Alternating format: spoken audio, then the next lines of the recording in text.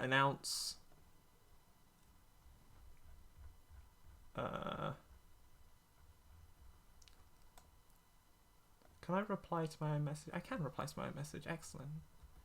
Yeah, we are streaming RPGs. Watch now. It's muted. Yep. We've got 0 viewers because I haven't announced it yet. Monsters on stream Cruise doesn't seem live yet. 2 is live. Again. Oh no, now it is. Never mind. Come on down. It'll be fun. I'm so good at announcements.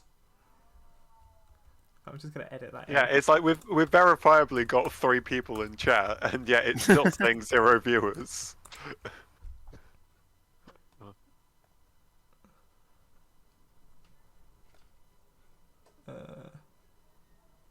Oh, now 8 viewers. Oh wait, I'm muted. No, I'm not muted. I thought I was muted. Okie dokie. We've got 8 viewers. I was here before the amounts. Checkmate listeners. Yeah, acceptable. Well, actually, Anakin, can you speak a little bit? Hello, I'm here. I just thought I'd mute myself because Yeah, that's fine. I'm just... my character isn't here yet. So. Yeah, I'm just doing volume checks. I think you'll probably be Cool. fine. People can shout at me if it's too low. Let me turn the video quality right down so it doesn't fuck up my bandwidth. What? Guess I'll wait 30 seconds, shall I? Is everyone doing alright today? Yeah. Good. Yeah. I'm here. You're here. You turned up. It's good. Spent my shower this morning just daydreaming about what I'd do today. Cool things Evie could do. Lovely, lovely, lovely. Okay. It's what normal people do in a shower, right? Yeah, yeah, basically. 100%. Yeah. Other than just yes, water. Yes. That was Bill. Yeah, what's that? Bill's understanding. Bill can't take showers. Exactly, that's their understanding of showers. But Bill can have a car wash, right? I was about to say they can go to yeah. the car wash. Depends. I need like a special sealant first so that no water leaks in. Amazing. Alright, in which case, I think we'll start because it's a Friday anyway, so viewership might be a bit...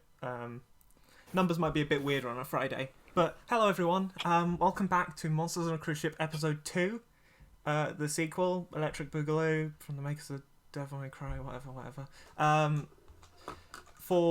As the brief reminder, this is a bonus stream from our Tabletop radio stream about, what was it, a month ago now? It was a bit more than a month, right?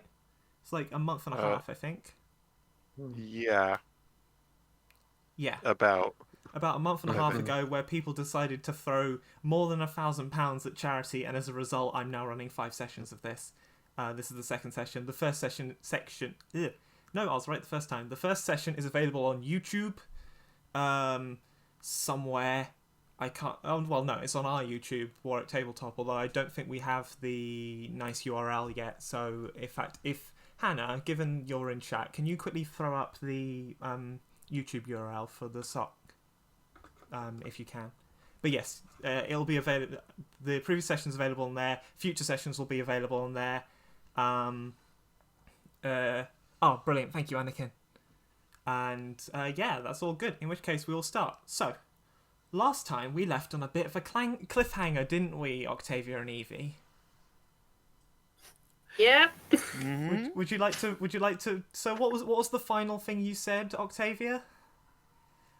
Octavia removed her mask, reaching up and revealing her unique jewel, making it quite apparent that they weren't scars, they weren't markings. This was an inherent part of her, and as he went to speak, very clearly not something she can hide. And after having asked Evie, "Do you find one pretty?" turns once again to Evie and asks, "Do you still think I'm pretty?" So Evie I've had a long day. To sort of remind everyone, it's been a big day for Evie. Doesn't really do a lot of flirting, and here she is, cinema, a very pretty vampire lady, has just revealed, I guess, an atypical mouth shape. She knows not, it's obviously something that affects Octavia quite a lot. She doesn't really know what to say because in her mind she's going, the only thing she can think of is, did you kiss that mouth though? Can I do it? She kind of splutters a little bit. And it's like, I don't want to seem like I don't find it pretty, but I don't really know what to say. I think she ends up kind of saying something like, it doesn't change how I feel. So, yeah, I still think you're pretty. It doesn't change that. Octavia looks somewhat taken aback. And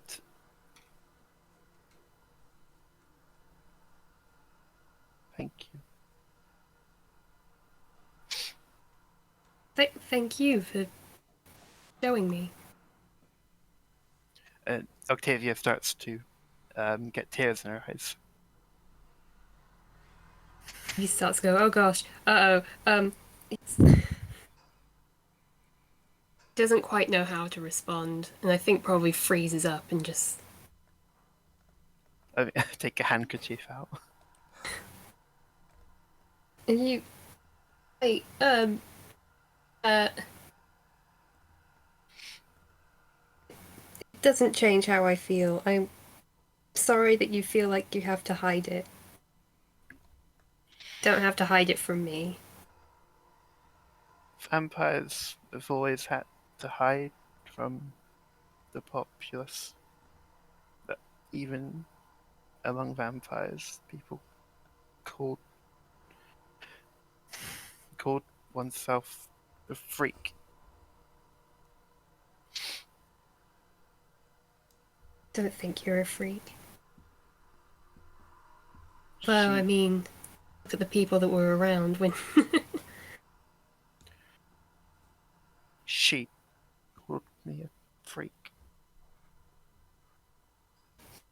I'm sorry. Octavia is like rasping on the handkerchief, gripping it very tightly. I wish I didn't have to hide it.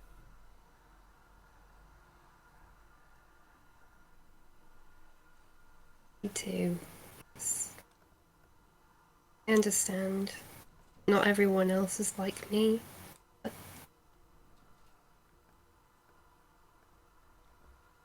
He sort of looks down and...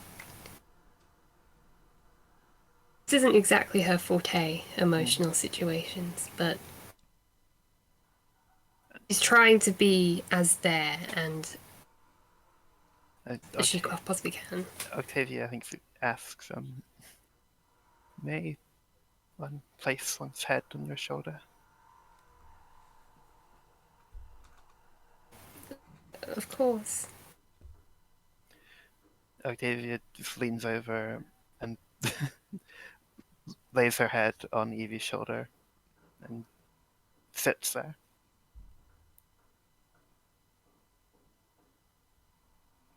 Evie sits there, possibly a little still unsure of what to do, but enjoying it. Probably not making any sudden movements, but enjoying it. I think Octavia is going to put her hand out on the armrest and hold it open. Evie holds the hand. And at that point, the evening continues and the night fades away, and before you know it, it's the end of the day and it's time to go and sleep. And with that, I think it's time for the actual show now. So, is that all good? I haven't stepped on anyone's toes. If I may add one last note, I think when Evie realizes it's time to go to bed, Octavia fallen asleep on his shoulder. Aww. Oh, Aww. Bless. Okay, yeah, that's a good final note. In which case, so night falls. It's not a particularly quiet night.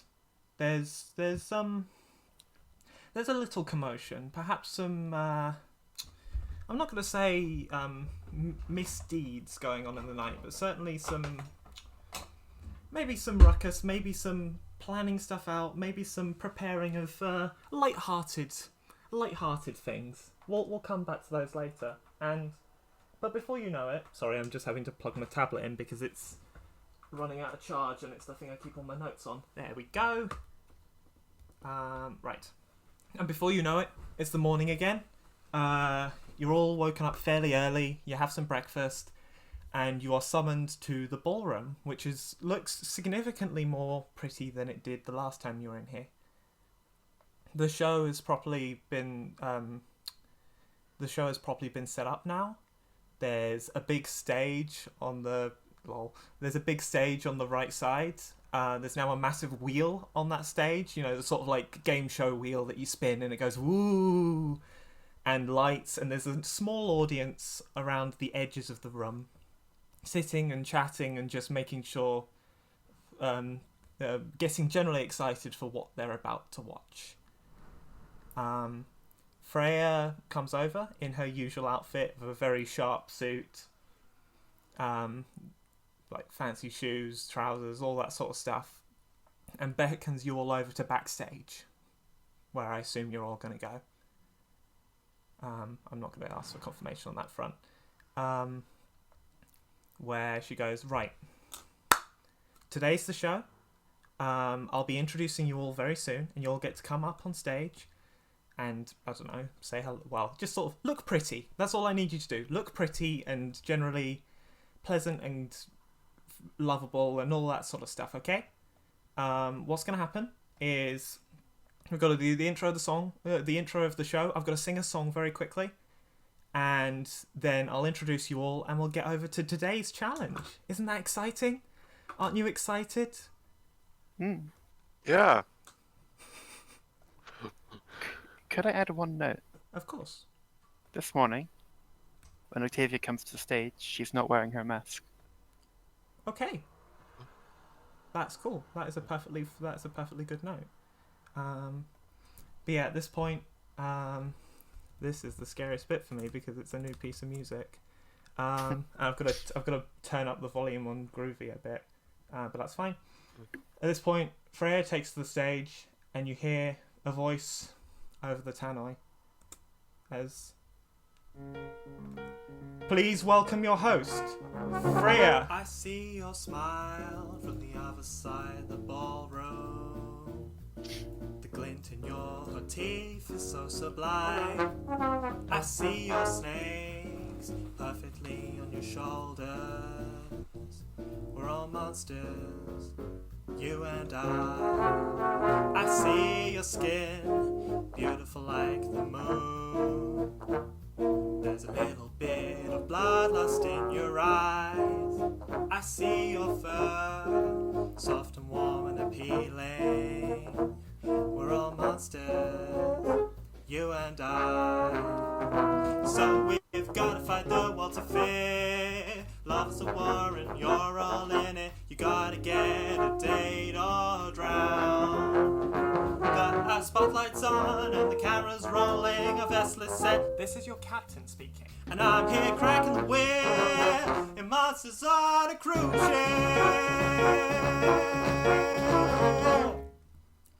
Hello and welcome to Monsters on a Cruise Ship. I'm your host, Freya. And oh gosh, it's good to be here, everyone. I'm so excited to see what all of our monsters get up to today. And yes, as you remember, this is the second series after our lovely first series with our lovely set of characters who did manage to all get together at the end. But don't get comfortable. I'll be as gritty and dangerous as possible in this new series, so you can't just all be like, oh yeah, it's gonna be fine, they're all gonna survive, it's easy. No, this is cutthroat. Love is a war and you're all in it.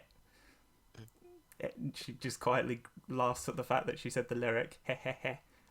So without further ado, it's time to introduce our contestants. So we'll start with our 4 contestants, and first up we've got, she's ready to fight and we'll be searching for love tonight. It's Octavia Elena. And am I coming out on stage at this point? Yeah, come out on stage. Okay.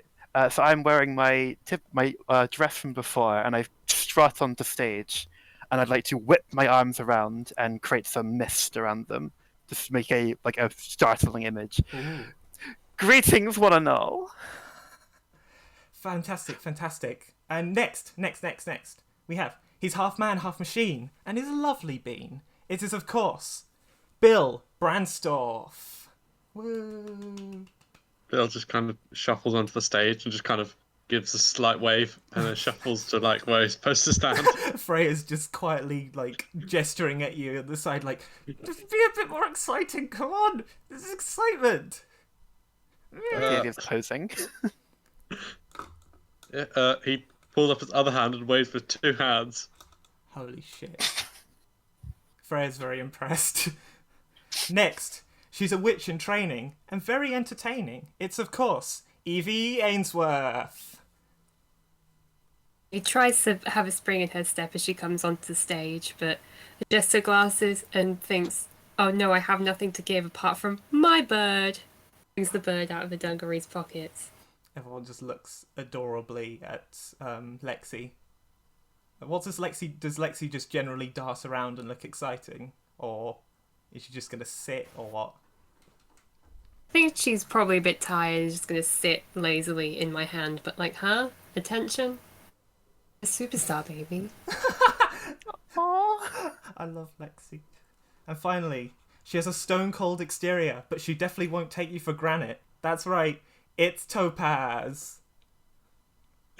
Topaz just like chillly walks onto the stage, one hand in the pocket of her hoodie, one hand's like giving a casual wave, and like smiling. Thank you for giving me that intro, Scarlett. It was very good. No problem. I had to really stop myself from like cackling. Just such a good intro. Wonderful. Well, we have our contestants, but most importantly, who are the bachelors that they are trying to impress? I hear you ask. She then sort of gestures at the audience, who go slightly underwhelmingly. Who are the bachelors you're trying to impress? I ask. Yeah. But fortunately, enough of them catch on that Freya is quote-unquote satisfied. In which case, we will... That's a good question, audience. Thank you for asking. In which case, let's go through our bachelors for today. Starting with... She's predicting their life, and she's as sharp as a knife. It's Adara. At this point, a fairly large sphinx comes onto stage. You've met Adara before, but I'm still going to do the introduction. Mm-hmm. Big purple cloak, a sort of sphinx harness, beautifully ordained. She just sort of looks on kind of like calmly and happily because like Z predicted all this. He's been briefed multiple times about exactly what's going to happen. And Z just walks on, takes her place, and just sort of vibes, I guess, with the sort of regality of somebody who knows where they are. Next, Freya looks at her cue cards. Okay. This one is provided to us by Goblin. Goblin's a goblin. Goblin.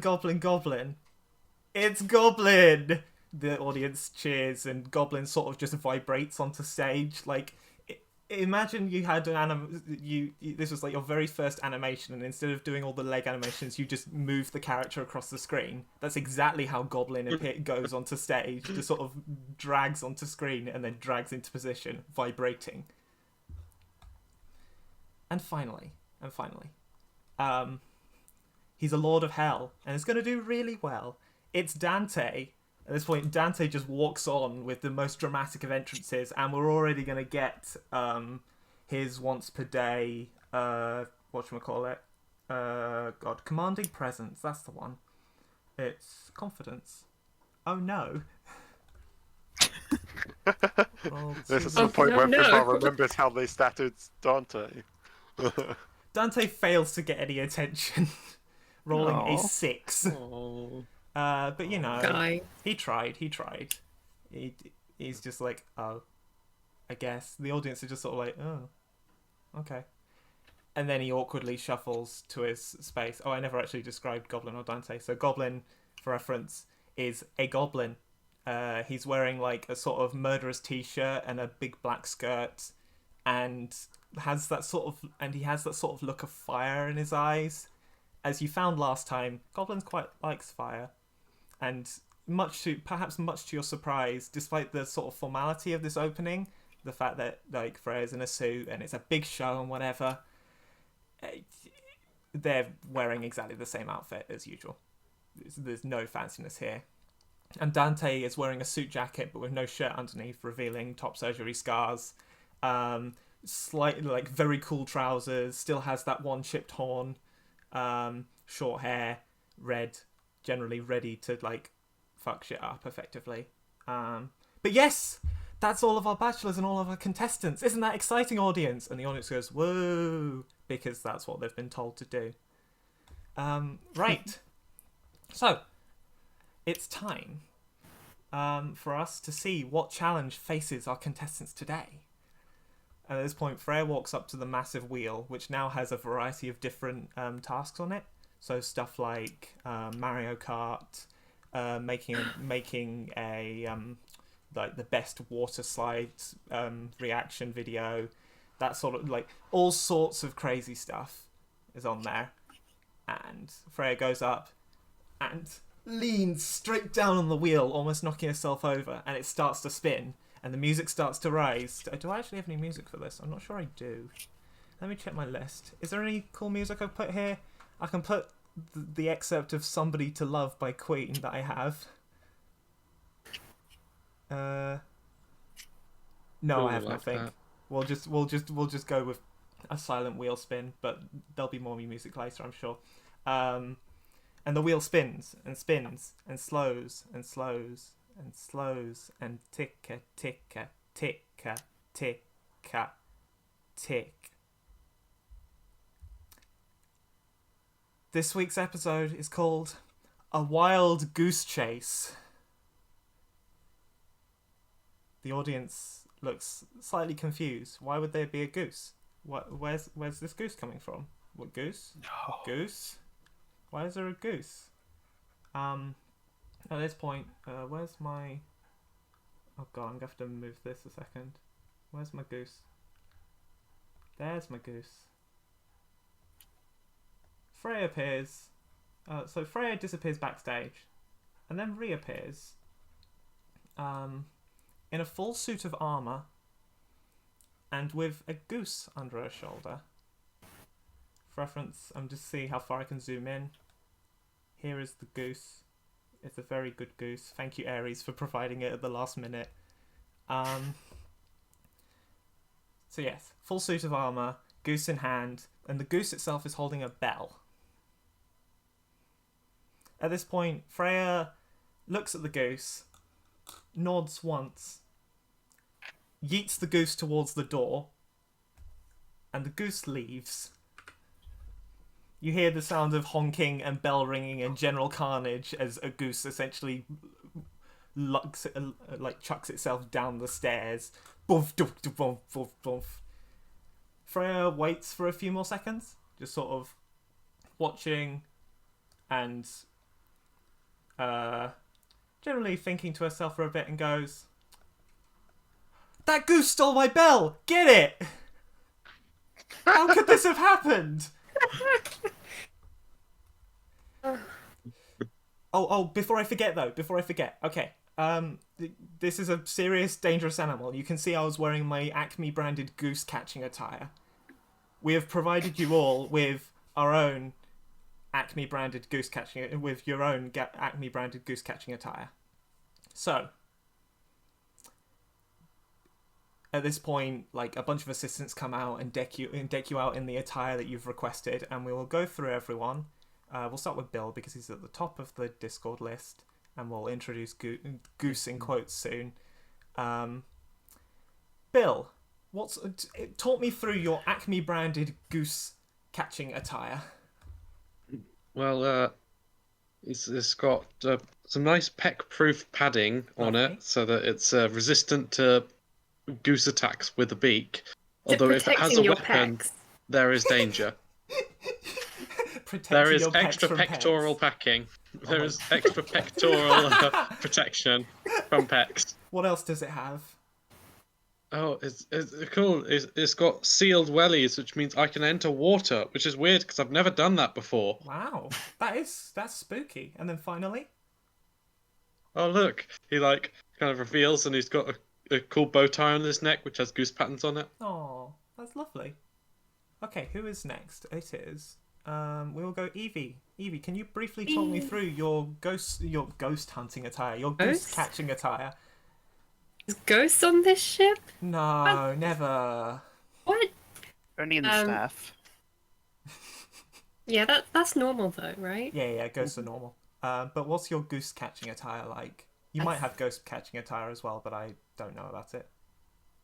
It's come equipped with a few wonderful sort of add-ons onto the gear, including a travel potions kit, Lovely. airline safe, Ooh. which is good because I have an ability that I can make potions, and I often need a lot of equipment for it. So if I'm just out and about, my travel potions kit don't have to go anywhere. It's like that Mark sauces times. kit from that one quiz we did. Yes, the travel. Hey, callbacks. Yeah. Still surprised that wasn't funded. Anyway, sorry, keep going. Sorry. No, it's not your fault. It also comes with a survival guide named Think Like a Goose by Goose McGoosington. And Evie immediately is reading this, flicking through the pages, finding her way around. And lastly, stuffed animal of a goose that's very cute is now living in her dungarees next to Lexi. Aww. Next, Octavia, can you briefly talk through your goose capture attire? Octavia was brought out of the room to a changing room by the hand assistant, and when she reappears, she is looking very meek. She's wearing something very different. Her outfit is far more modern than anything you've seen her wear. A hoodie and jeans, all branded heavily in Acme's logo. Octavia's head is down, and her eyes betray a look of irritation, and my other clothes were hidden from me for comedic value. She's brandishing what looks to be a kid's toy bow Okay. that she's holding very tightly and angrily. And you see what seems to be mist spilling from the sides of her mouth Okay. occasionally. Fabulous. And then finally, Topaz, can you please introduce your goose catching attire? So Topaz is quite a bulky being, and as such, her goose catching attire is similarly bulky. It doesn't help the fact that it's made out of this like shiny crystalline material that some of you might recognize as magnetite. Oh no. It's got these boxes it's got these like big boxes like attached to it with like, as well as the Acme logo, it's got custom rock broadcasting system written along the side of it, and there's another one with Goose to primordial translation system written along the side of it. I clicked the wrong button, but I think I got the Yeah, point you got across. everything through. It's all good. Cool. Yeah. So you've all shown off your goose hunting attire. To briefly go through the Bachelors. The Bachelors also have their own Goose capture attire. Adara is wearing something like fairly obviously for a Sphinx. Z has to have it like specially made. I guess similar to Topaz's in effect. But Z has a mating call emulator in the form of a little whistle, an overly complex sensor suite. Basically, like it looks like a screen was taped to her phone. Don't know what it does. And finally, a honk detector, and no prizes for guessing what that detects. Then Goblin, Ducks. yes, exactly. Goblin is slightly weighed down. He has a goose predicting AI on his back, which looks like a normal goose, and it's currently pointing towards the door. She's also got some bear traps attached to her side, which have been hastily adapted, I'm told. And finally, a massive tranquilizer cannon mounted on her back. And finally, Dante, who, like, probably is the most satisfied out of all of you with his goose with his goose capture attire, because he still manages to look pretty sharp and still show off his belly. He's still showing off his top. Let's be real. With some peck-proof padding, an avian disguise kit, and a goose Pokedex, which chimes out random goose facts every so often. Unfortunately, I don't have any goose facts prepared, so maybe I'll chime some facts out later. So, there's one... so for this task, Freya speaks up, I would like you to work in teams. As you might have noticed, there are 7 of you. Fortunately, I've invited an 8th person along to try and just make it a little bit even. So, could our friend Goose please introduce themselves? Hello. Zephyr Silverwind, or their call sign, and known almost exclusively as Goose, for a reason unbeknownst to them, is a dragon. Though they're currently in their humanoid form, they show a few signs of their dragonhood. Long horns frame their short gelled-up hair, and you can see them behind their aviators. Their eyes are and if you could see them behind their aviators, their eyes are an unnatural yellow for any human, with slit pupils like a cat's. They wear military green cargo trousers and a crop top to show off the silver scales that sort of wrap around their flank. To match their silver scales, their horns are adorned with a variety of jewelry made of silver, and you can probably guess their profession from the bomber jacket, covered in patches, and aviator glasses, jet pilot. Those who don't know them very well get a too cool for you vibe, but those close to them know their confidence in their ability to fly doesn't extend to all things. Okay. And as they sort of come out, they do some finger guns, and I use firepower to add little muzzle flashes to the ends of my fingers. Go for it. And then there's like a little bit of smoke that I blow off. Lovely. That's a fantastic intro. The audience applauds, given you gave probably the most exciting intro of all of the contestants and bachelors. What I was gonna say, have you got any particular cool traits that your goose hunting attire has that you want to go over? Jet plane. So it all looks a little bit like a mix between a spacesuit and like a jet fighter pilot's outfit. So it's got like the helmet with the visor that comes down and the oxygen mask that's sort of hanging to one side at the moment. But then the rest of it's a little bit bulky, except for the area around the legs, which is very tight, like a G-suit. It looks well padded and insulated and maybe comfortable. It's hard to tell. Maybe comfortable. Excellent. Right, so I have one final job before I get you started. Although, I've got to be honest, I've got to make this quick, because I'm busy, you're busy, the goose has probably, like, I don't know, attacked 4 people by now while we introduced all of these, and I've got so much to do, oh my god. But fortunately, someone's provided me with some slides so I can explain this, because I need to explain the conflict rules. And at this point, oh god, so I need to I've just got to do like 5 different things. 1 second. I need to hide the overlay so people can see it. Freya sits, like, Freya's standing by one of those, you remember it's like school, or even in lecture halls where the lecturer presses a button and the screens very slowly come down, ready for something to be projected on them. Sort of like a... Yeah, exactly. That's exactly what's happening. can In hear front of the the motor wheel, a going. screen very, very slowly comes down. While Fraser's like, "Come on, just look, Does we're the all busy. projector Just start come on." before? The projector, the projector starts, but it's got the little you need to replace the filter warning message plastered all over it. And just like,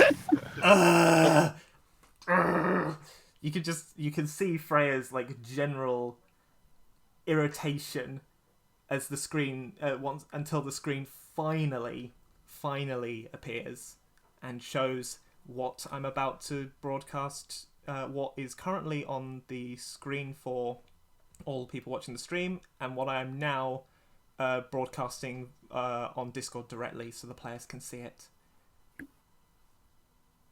Right, I will give you a moment to do that. Whilst you do that, I need to get up the usual teaching things music. There we go. It's back. Gotta turn it down a bit. And I need to turn on looping. So, for the people at home, and also for the people in the chat, I haven't made these slides. Hannah very kindly made these slides for me. I don't know what's on them. I know the rules, but I don't know what's on these slides. So it's Hannah's fault. Yes, this is entirely Hannah's fault. At this point, a fairly short figure wearing a big hoodie wanders up to Freya, hands her some cue cards, and leaves. Who are you? Okay, thanks. Alright. Well, this is my presentation on how to use extremely specific attire to achieve your dreams. I don't know what's on these slides, but hopefully we'll get the point across, okay? This is great. This is a genuine rules explanation for the people at home. As long as your dreams are aligned with the purposes of extremely specific attire, you've all been given some extremely specific attire. In this case, the Acme Goose catching attire, and that's going to help you on this mission. So, the 3 questions, what could they be? The secrets to getting things done. What do you want? What's stopping you getting it done? And what facts about your extremely specific attire are helping you do that? Thank you, Hannah. Let's go through these questions in turn, probably. Getting what you want via just doing it, ultra-violence, or asking nicely. Whenever you want to achieve your ultimate goal in conflict and get what you want, you seize an opportunity to do it. For this conflict, there will be a general objective, which I'll reveal shortly, and you will have to use the move Seize an Opportunity if you want to achieve it.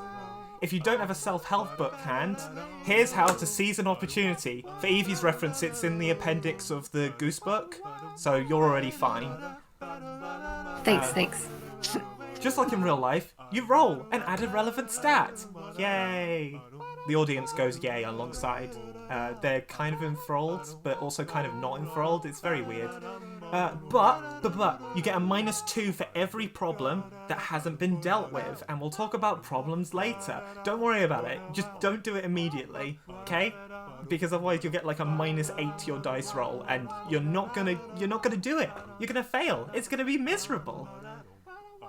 If there are no problems, however, you get a +2 to your roll, because all of the problems have been dealt with, and now it's just easy going. Right? Easy going. Easy. But what does this result mean? Okay, make some dice noises. If you got a 10+, you did it! Nothing went wrong. You achieved what you wanted. The combat's over. You win. Everyone can go home now, except you can't go home yet. But we'll it's fine. If you get a 7 to 9, you did the thing. But if something bad happened, I'm sure it'll be fine. I'm as sure as Hannah is. It will be fine. And if you get a 6-, yes. GM stands for General Malice for a reason, and the reason is bad things will happen. So don't fail the roll. It's that easy. When you seize an opportunity, just don't roll bad. I don't see why this is a problem. Do you see why this is a problem? No, exactly. But what are speaking of problems, what are problems? So, when wearing this sort of attire, you may encounter 2 to 5 problems. It's like 30 to 50 feral hogs. It's just how these things sort of end up appearing. You've got to deal with them. Like the Red Comic Sans, you've got to deal with it.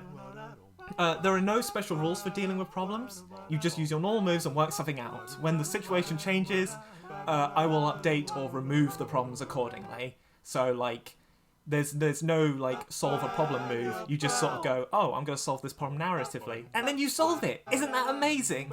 Isn't that great? And here's something that will help you solve them. Traits. So, as with all silly attire, you can use your Acme-branded Goose Capture attire to do 3 unique, helpful things. These are the things you talked about earlier, the ones you've already introduced. So stuff like it having pet-proof padding, and an avian disguise kit, and a Pokedex. These things are just true. If your Goose Capture attire has hundreds of bonus arms, good news! You have that. It's a true fact. You're just better at, like, dealing with pecking, or dealing with, talking to geese in Primordial. All that sort of stuff. Whenever you can also cross out a relevant trait after a roll to re-roll your dice, saying how it helps you. This essentially spends that trait, thus making your attire worse.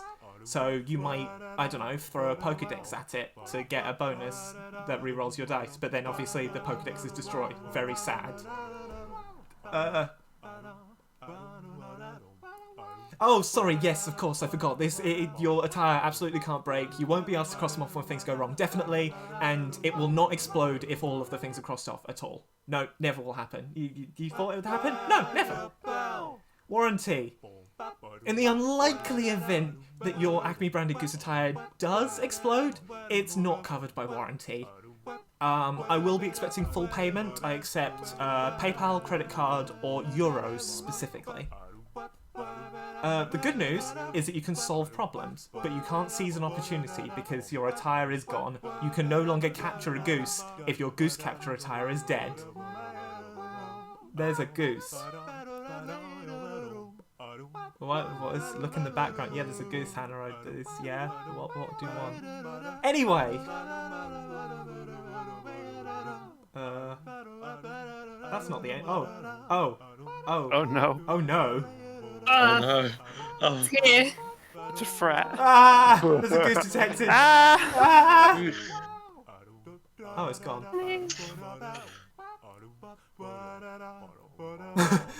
Oh, that goose was watching us. It's gone. It's already gone, Hannah. I'm sorry. For the bell ringing makes something go horribly wrong. Nah, nothing will go horribly wrong. What are you talking about? Good luck. Freya should now exit stage left, away from the goose. Stage left. Which way's left? Which way's left? Shit. Fuck. Is there no next slide? Is that the end of the slides, Hannah? Yes, it is. Cool. Stop, please. Thank you. There we go. I have now explained the rules of capturing geese. In which case, get on with it. And at this point, Freya leaves stage right.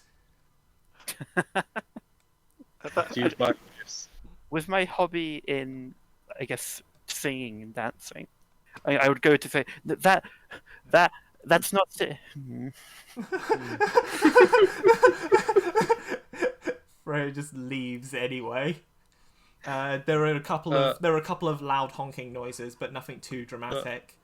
At this point, they didn't explain how big the teams are. Wait, Or how many teams there are.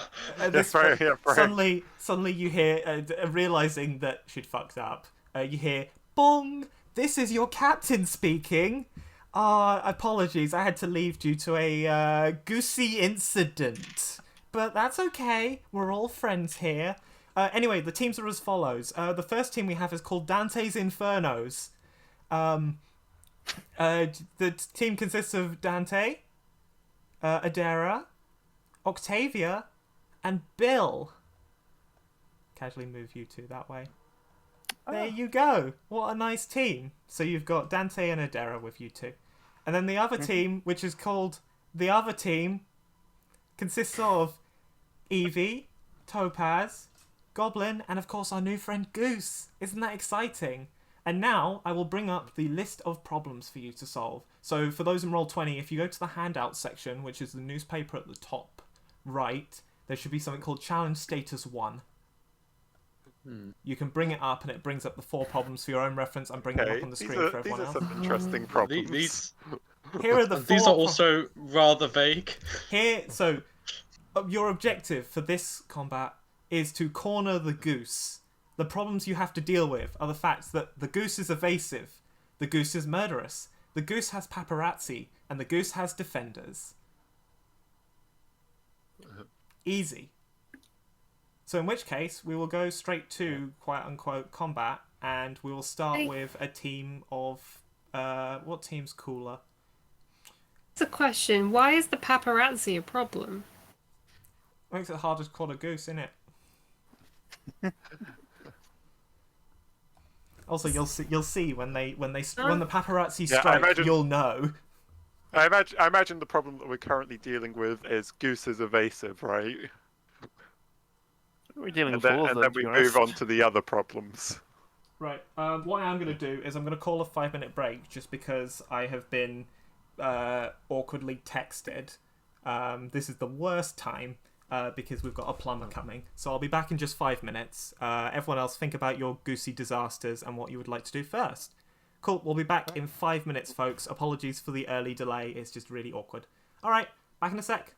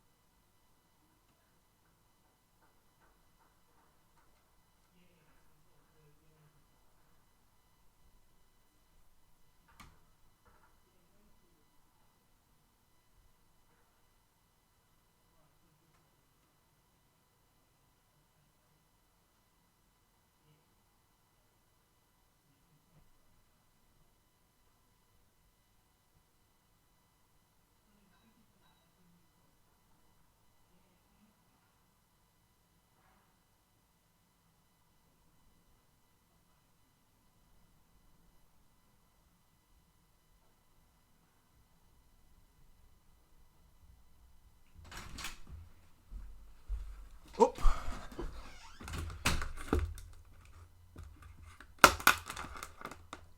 Really sorry about that. It's the one phone call that I was really hoping. It was great. It was really nice trying to strain in to listen to Quiet Finbar on stream. Even though I muted it. You muted everyone who wasn't you. Oh shit, because I deafened myself. Oh! I'm really sorry, everyone. It's absolutely fine. I think Evie and Reylynn went to get some water. Yeah, that's absolutely fine. No, yeah, so the issue is Alex and Reylynn. We had a plumber come last week, and he basically because we've had some issue with some leaks, and then he basically looked at the job that the previous plumbers had done and went, "This is absolute trash. I'm gonna redo it some point next week," this was last week, so it was meant to be this week, and whatchamacallit, he didn't come this week. It turns out he's on jury service, but he just called saying, "Okay, are you good next week?" And I was just like, "Yeah, that's absolutely fine." But I suddenly got multiple missed calls and a text going, "Yeah, can you call me?" I was like, "Okay, I'll call you. I'm sorry." But yeah, sorry about that. Yeah, that's bad timing. When you suddenly notice multiple missed calls or multiple Discord notifications, you're like, "Oh no!" Yeah, exactly. But it's resolved now. I shouldn't get any more distractions today.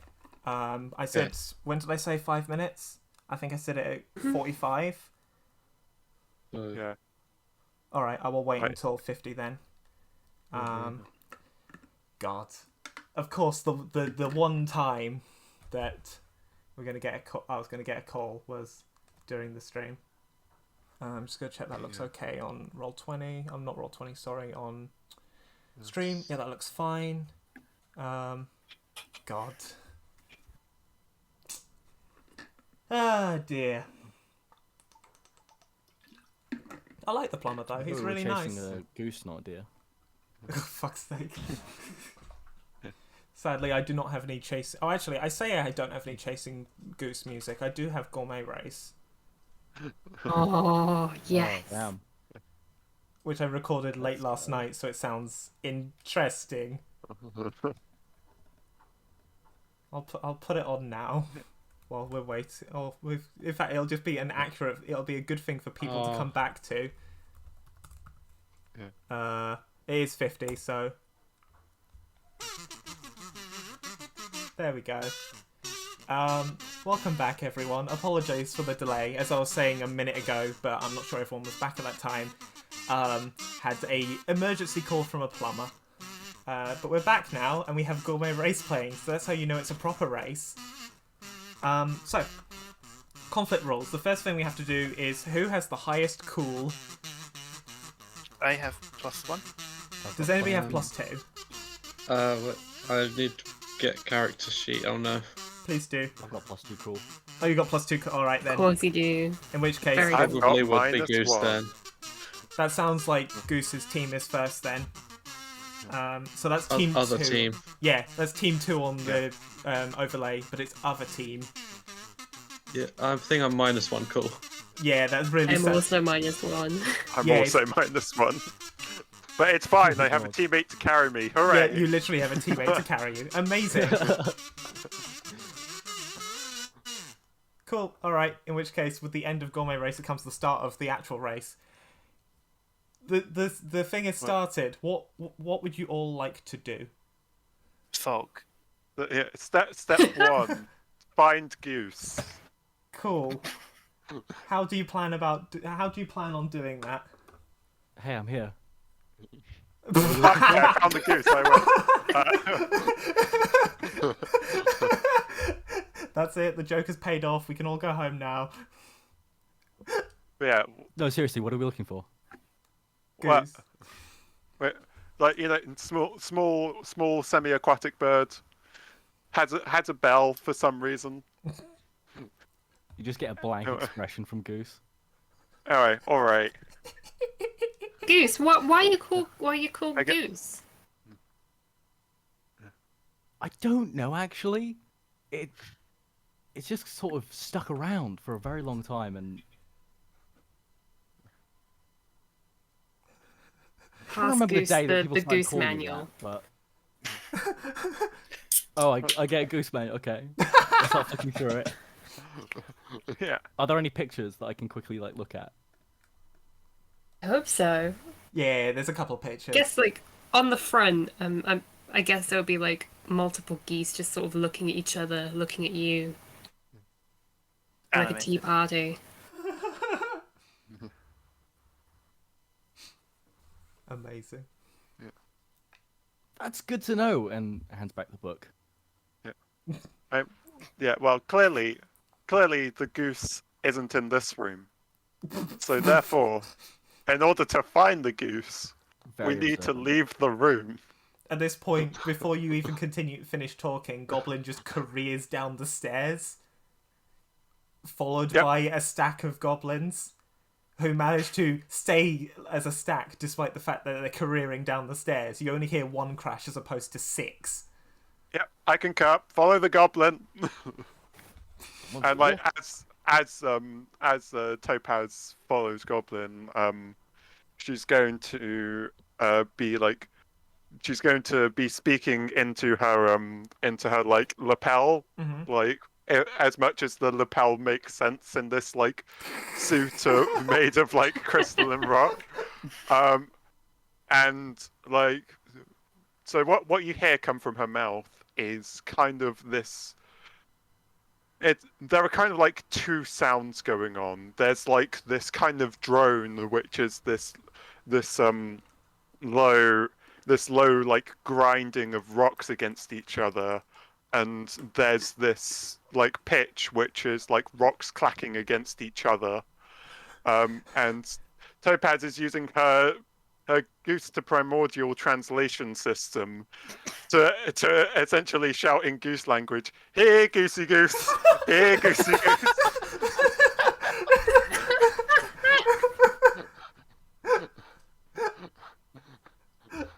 Oh my god, that's wonderful. So I assume you career down the stairs as well. What's Evie doing Yeah. at this point?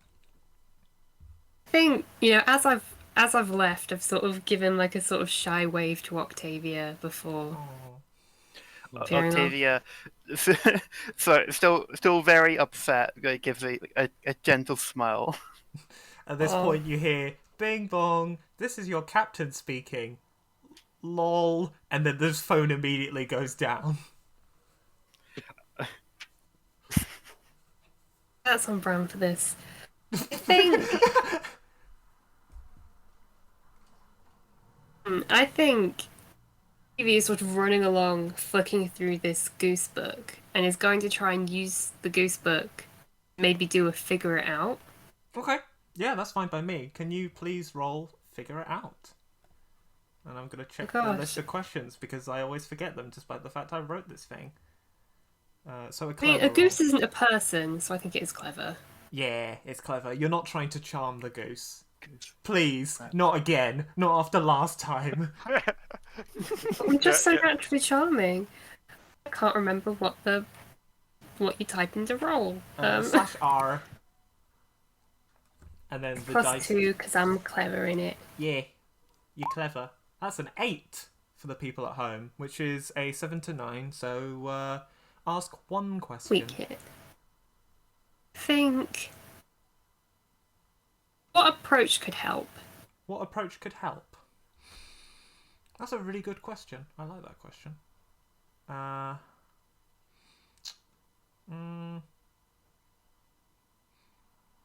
Splitting up to try and work out where the goose is going. Heard that advice, and I'm going to choose to ignore it for now. But Split up. We can cover more ground that way. Gotta split up and look for clues. send off Burb for That clues. always works out well. So sorry, what are you doing? Sorry, a flashback to Thirsty Sword Lesbians with Ares, Bird, and It's fine. sending them off. Are you gonna send off the bird? Don't really know where to go yet. So Topaz has just left the room and careered down the stairs. So I don't know. Yeah, if... yeah. Yeah, I think Goblin, I'm gonna. Yeah, Goblin went down the stairs. Topaz followed the Goblin.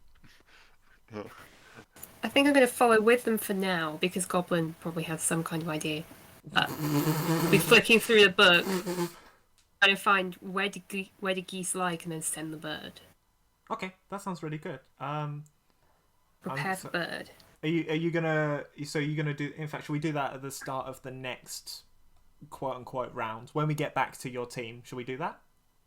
Yeah. Cool. All right, so you two are there. What's Goose doing after seeing your three of your teammates career out of the room and down the stairs? Well, I guess there's no time for introductions, and then Goose will flip down their visor, which has like a little heads-up display projected onto it. Oh my god. And part of it is a goose star. And they're going to, if there's a railing on the stairs, they're going to slide down the railing with their goose star active. Can I get hopefully can I getting get a a make reading good of where it TV is. roll for cool? Yes, you certainly can. Basically, I want to see how sick this grind is. Is it a grind? I don't know. It would be a grind if it were on a skateboard. Yeah. Yeah, 13. yeah, you're absolutely pretty fine. sick. Yeah, That's pretty sick. you made the sickest fucking grind or whatever it's called down the stairs and land. Do you do like a little somersault at the end or something? Yeah, sure. Cool. You make a tiny Yeah. somersault and land next to your teammates. What I am gonna do, Topaz claps. I'm not sure I don't have a token for you. Let me see if I can find something. I've got a picture of a rocket. Will that do? Sure. Cool. You are now a rocket. Congratulations. I'm a rocket man. Looks like my. Yeah. It looks like the tattoo I have. Oh. Oh, nice. Welcome to improvised tokens. With whatever I have left from bloody Crash shopping Pandas. simulator and or Crash Pandas. Yeah. Yes, so at this point you've all made it down there. Evie has successfully identified a possible plan, and we're going to go over to Dante's Infernos. What would you all like to do on this blessed day? I don't know why the day is blessed, but what would you all like to do? Can I try and figure out my outfit? So what is this like? Trying to roll figure it out on your with your outfit is like the thing you're asking questions about, No, no, or just narratively? narrative. Yeah, go for it. I've got like my trousers stuck in the jeans are stuck into my socks. Oh no! Oh no! So every time you've seen her, Octavia's been wearing heels. It's not, and is now wearing sneakers, and she's very upset. How like is she balanced? She is balanced. It's just she's not for the last half a millennium even. She hasn't really worn any clothes that weren't fitted for her. Ah, yes. I think the first thing I would do. I think I would also try and do I would do a figure it out roll on the situation. Yeah, go for it. So that's a clever roll, but it's definitely not charm.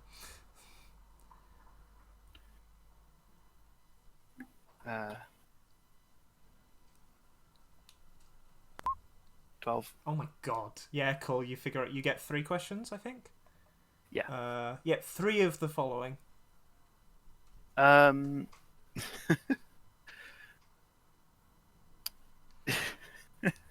was involved? Could I ask who was involved to try and figure out who the defenders are going to be? Oh, who the defenders are going to be? All right. That's a really good question. Who is involved? So obviously Freya's involved because she's the one who set the task. But also a lot of the crew seem to have a real appreciation for the goose, a real respect, a real want to see it succeed in the world. So I guess the answer to who is involved is also a large amount of the crew. Mm-hmm.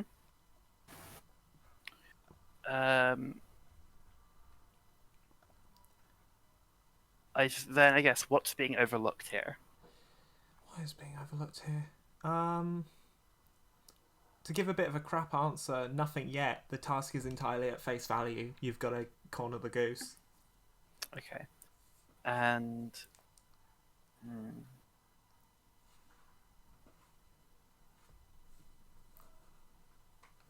What does the goose like about me? No, what approach could help? What approach could help? Same answer as for Evie. Yeah, so yeah. splitting up to generally try and find the goose and then go from there. But yes, that answers your question. So at this point, what would you like? Would you like to move? Or Yeah, so I think I'd say to the group, those among us number 4, one might suggest... Among Us? God! One might suggest searching the other levels individually, as it shan't be on floor 2 where we are currently. The goose may escape to the floors that are on the main hull of the ship rather than above it. Mayhaps one of us approaches 0, -1, -2, and -3 each. Adara nods along because Z, as we've said, really likes plans, and this sounds like a reasonable plan. Dante is sort of a bit too disappointed with his earlier entrance to sort of be concentrating that much. But he looks nice, so that's good. Dante, Yeah? one enjoyed your performance. Is that a flirt roll? Sure. Okay. Please give me a flirt roll of what you think is relevant. Like charm, trying I to- think? I'm trying to be nice, but it's also fun. But it's for game mechanics. It's gonna be a flirt. Yeah. Gotta get flirt rolls into this game somehow. Exactly. But yeah. So I'd say it's probably charm. Yeah, I agree with that. Oh Yeah. no. Meh. Oh no. Doesn't take the compliment well. No, Dante thinks you're Spend a being spotlight point if insincere. you want. Oh, Nope. yeah, okay, cool. Dante thinks you're being insincere. You each lose a ROM with each other. Congrats on your -1. Yes. It just looks on like. Yeah, right. Yeah. No. No, No. why my No. my progression? No. Shit. I forgot to At this save. point, Dante just leaves the room and starts running down the stairs. Not like in tears or something, but in a I'm gonna solve this myself and I'm gonna capture this goose if the world ends for it.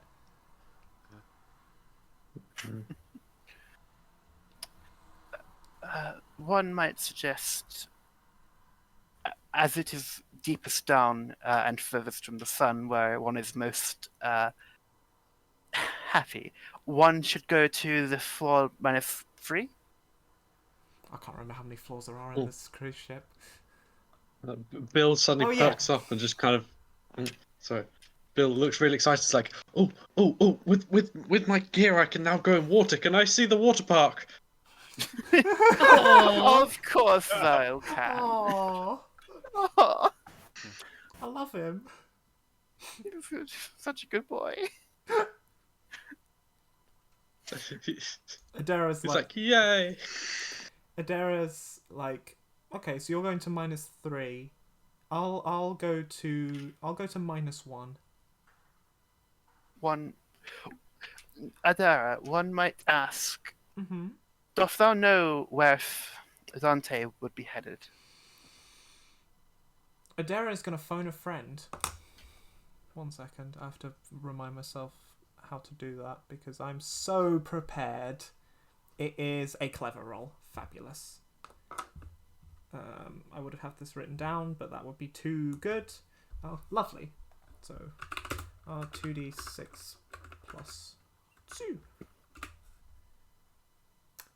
Adara, oh, I've got to get the bloody music up again. Hang on. I'm so prepared.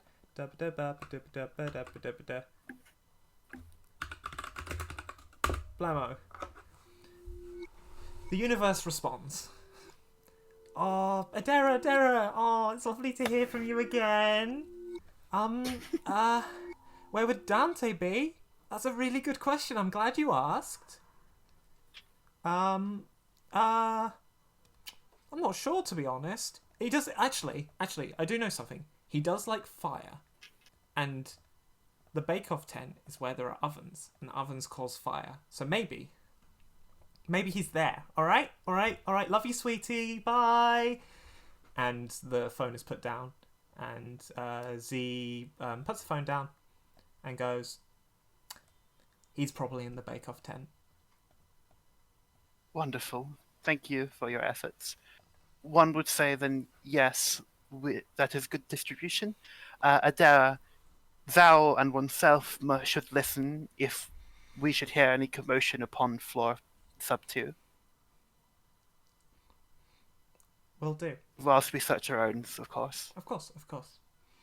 And at this point, I assume the group starts to head off to their respective floors. Mm-hmm. So here's a question. Bill is running as fast as he can to get to the water slides. So the water's like, oh, bless. Yeah. Which way is Octavia just taking the stairs? Yeah.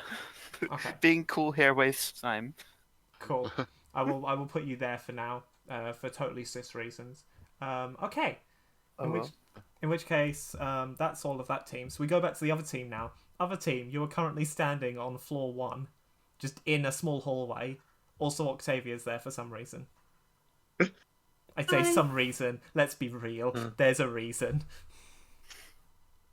Octavia smiles to Evie as she goes past.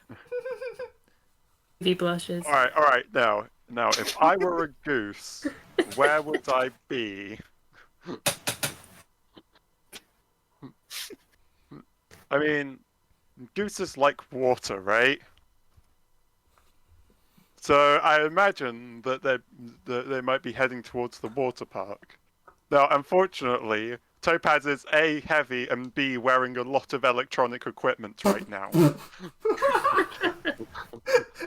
and so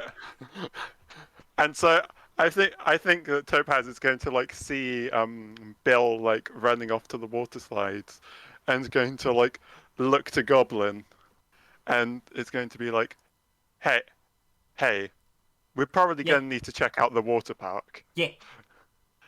So I can't go there myself, but you definitely can. Yeah. Now, you see that cyborg that's currently wandering towards the water slides? Yeah. My idea is if I throw you, then you can probably move faster than he can run. Yes, So sorry. yes. What's yeah. So sorry. Just to dropping the goblin voice for a brief second. What's the trajectory of Goblin? So the ideal trajectory of Goblin is like out through whatever door that leads out to the water slides. Yeah, which is into the water slide at maximum velocity to So go what, just, careering down like it. rolling down effectively, like gone into a tiny ball and just goes down like a pinball. Yeah, we're gonna Sonic the Hedgehog this shit. Okay, cool. We're gonna Sonic the Hedgehog Goblin. Goblin is more than okay with this. Goblin is extremely happy with this idea. So this is gonna be make good TV, right? This has got to be make good TV. This is 100% make good TV. So what I'm gonna say is you and Evie swap places, because that's where the door is, and I'm assuming that the trajectory you're aiming for to draw a line is like, or you could not draw a line. That's cool too. There it is, like that, and then commandeered down the spiraling water slide. Okay, yeah. Does that seem confidence? fair? I mean, you could go for the other one if you wanted to. I don't think there would be much difference. I think best to go for like the most direct path and Cool, like to alright. get past get past Bill. Cool. Then you go straight down instead. So. Cool. Confidence. Yeah. All right. I think it takes confidence to just yeet a goblin. I feel like the goblin himself needs to roll confidence for like not getting splattered on the wall. It's Or on 13 Bill. before. 7. All right, you keeping that? Cheeky, I mean, weak 7's hit? a pass, right? Yeah, it's a weak hit. It's all right. It's all right. You throw Goblin. Goblin goes into the slide perfectly. It's not a let's just say it's not a it's not a clean, not a bump free journey. Bump bump bump bump bump bump bump bump, crunch crunch crunch crunch crunch. Basically, instead of spinning around like a pinball, Goblin just like crunches down at each, like hits every corner, but manages to somehow keep velocity that means that like she just lands in the water absolutely fine, but like Meet you on the other side. slightly dead, just slightly dead, and Goblin's just like up the slide, which can obviously be heard perfectly because it's like an echo chamber in there. But yes, you have yoked Goblin down the slide. Yeah. There is a slightly shaken Goblin at the bottom of the slide. Yeah, I'll probably be looking to like move down the stairs to like meet her at the edge of the water park. Sure, I will put you like yeah. there then. We'll just assume that all happens in that time. Yeah. Cool. Evie, what are you thinking? I mean, I've just seen this absolute incredible display of athleticism, majesty. Evie's got a goose to catch, and Evie has a bird. I think Both true facts. I think both true. I think Evie is now kind of read a little bit more of the book and is like, goblins? Goblins also like chaos, but geese like chaos. Where can you get equipment for chaos? probably the Amazon Superstore and the craft studio and get like knives and scissors and stuff. Yeah.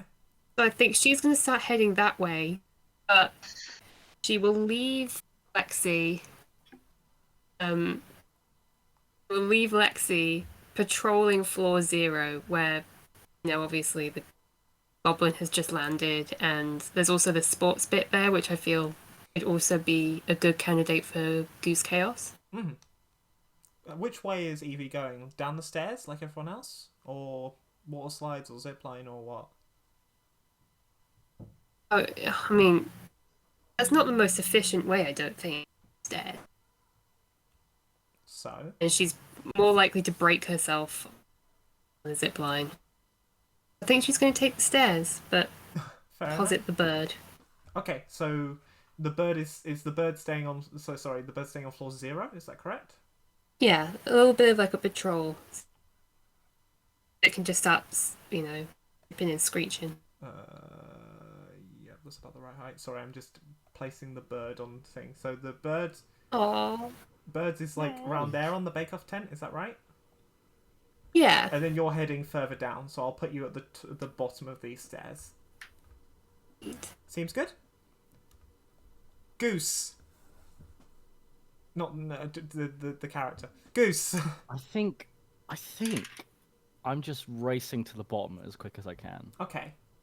Not really having any plan other than I've got to go faster than everyone else. And maybe saying something to try and egg on a bit of a race. To who? We're stood next to each other. Anyone who's listening, really. Yeah, They'll probably you'd be about- probably be able to catch Topaz before she like follows Goblin down the stairs. Yeah. Same with Maybe Evie. Topaz, maybe Goblin, maybe even Arguably me if I'm still down the stairs. what's the devil's name again? Oh, Dante. Dante? Dante. Probably Dante as well. Yeah. How are you? Is this sort of like a dramatic gesture? Are you trying? Is this something mechanical you want to attach to this, or just I'll fucking race you and then run down the stairs? There's probably a little bit of show with it, maybe like a puff of smoke or something as I Ooh. start kicking up and going downstairs. Oh yes. Coming from like my heels, Would you like? they eat my dust, kind of. Would you like to thing. try and create performance art? Sure. Yeah, why not? To generate such a dramatic gesture, it's a creativity. Oh no, sorry, confidence roll. Confidence. Okay, I can do that. 9. 9. That is a weak hit, so you get to choose one. Your art is unignorable. All that are there must stop and look at your creation. Your art is exactly as intended, or your art is frugal. Otherwise, there's a cost introduced. I want it to be unignorable, don't I? Yeah, I think that makes sense. In which case, I'm trying to garner attention. yeah, so describe the gesture again. This is like making little sparks out your feet and generally doing a big haha, it's time to race. Yeah, probably start like arms wide, going like races to the bottom, and then I turn and dash down the stairs as quick as I can. And as my feet hit the floor, every time there's like a little bit of smoke that comes up that's conjured via my dragon abilities. Yep. But it's made to be like, a race car kicking up, like burning rubber and stuff. Yeah. So at this point, you manage to in doing this, you distract everyone on the path who's just like, holy shit, it's time to run. And as a result, you overtake everyone and end up like over here. It's because you managed to go so far with your race, and everyone else sort of hesitated a bit when they're just like, what? What is happening? Here we go. Here we go. And if I had Mario Kart... Oh, actually, I do have some Mario Kart music, but it's Dolphin Shoals, which probably isn't very apt at this point. Nah, you kind of want like, Green Hill Zone 1 or whatever. Yeah, exactly. But I don't have that prepared. But Nah, still, you hear just over the intercom the... Did, did, did. And then like some music plays, but you'll have to imagine your favorite Mario Kart and or Sonic track as Goose fucking speeds and manages to make it to the restaurant in the same time that everyone else has gone much less of a distance. And that's everyone on that team because Goblin got thrown. So we now move on to Dante's Infernos. I have an idea of what I want to do. Go for it. Everyone's gone past me, correct? So I'm on my own on the stairs. Yes.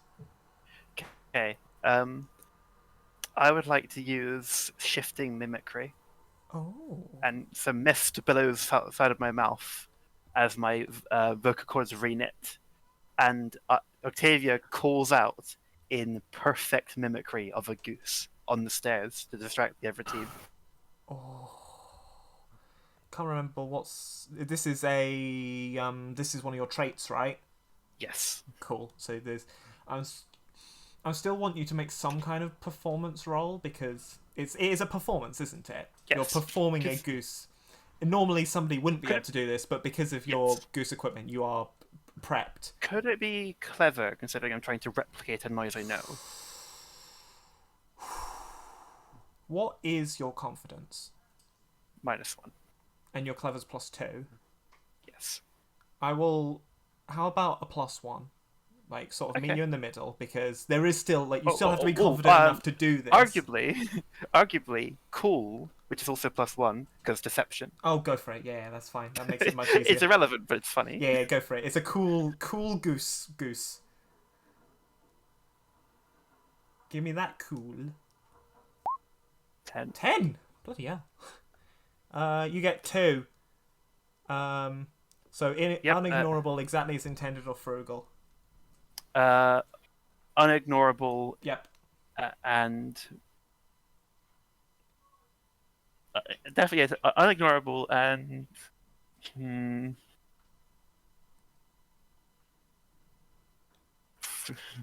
exactly as intended. Cool. So frugal means there's a cost. The cost I'm going to say is it turns out it's quite hard to mimic a goose, and as a result, your throat is kind of strained. It's like, fuck. So, yeah, we'll use that narratively, shall we? But at this point, I know how to do this. So, Topaz gets distracted because she's basically on the stairs at this point. Evie gets distracted. Goose went too far. Goblin was thrown. Dante, much to your surprise, gets distracted.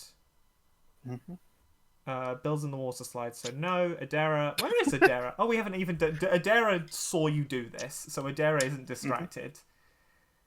And suddenly, a bunch of humans suddenly career up the stairs with cameras.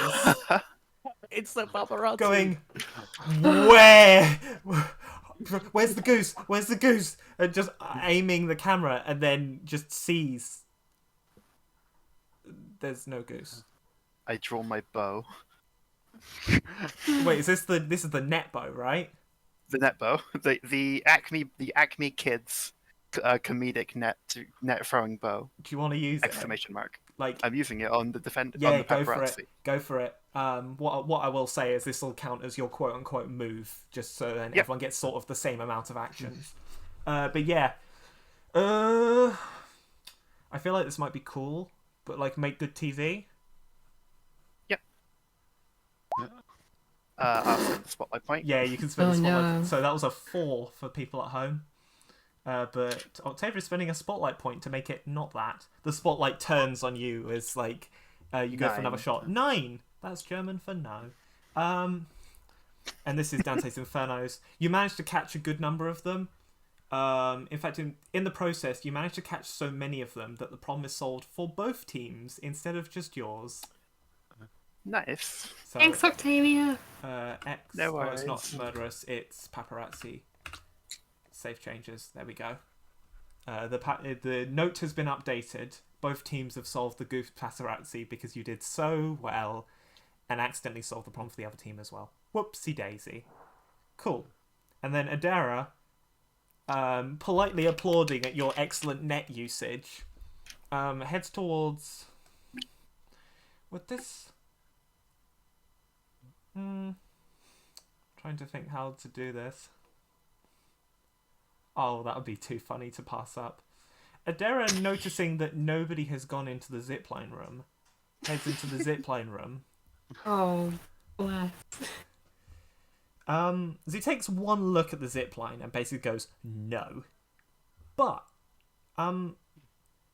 notices, you hear, Octavia, a loud honking noise and the sound of a zipline going down. No! Shit! Should have taken the zipline earlier. Adera runs back into the room and he's like, good news, I found the goose and their honk detector is going off. Like, honk, honk, honk, and the goose is honking along to the honk detector as it takes the zipline down to the garden. So now we must hope that Bill is not too distracted by the slides. What I'm going to do is... But the slides! I've realised that not having tokens for Adera and stuff isn't helpful, so I'm going to just draw an A.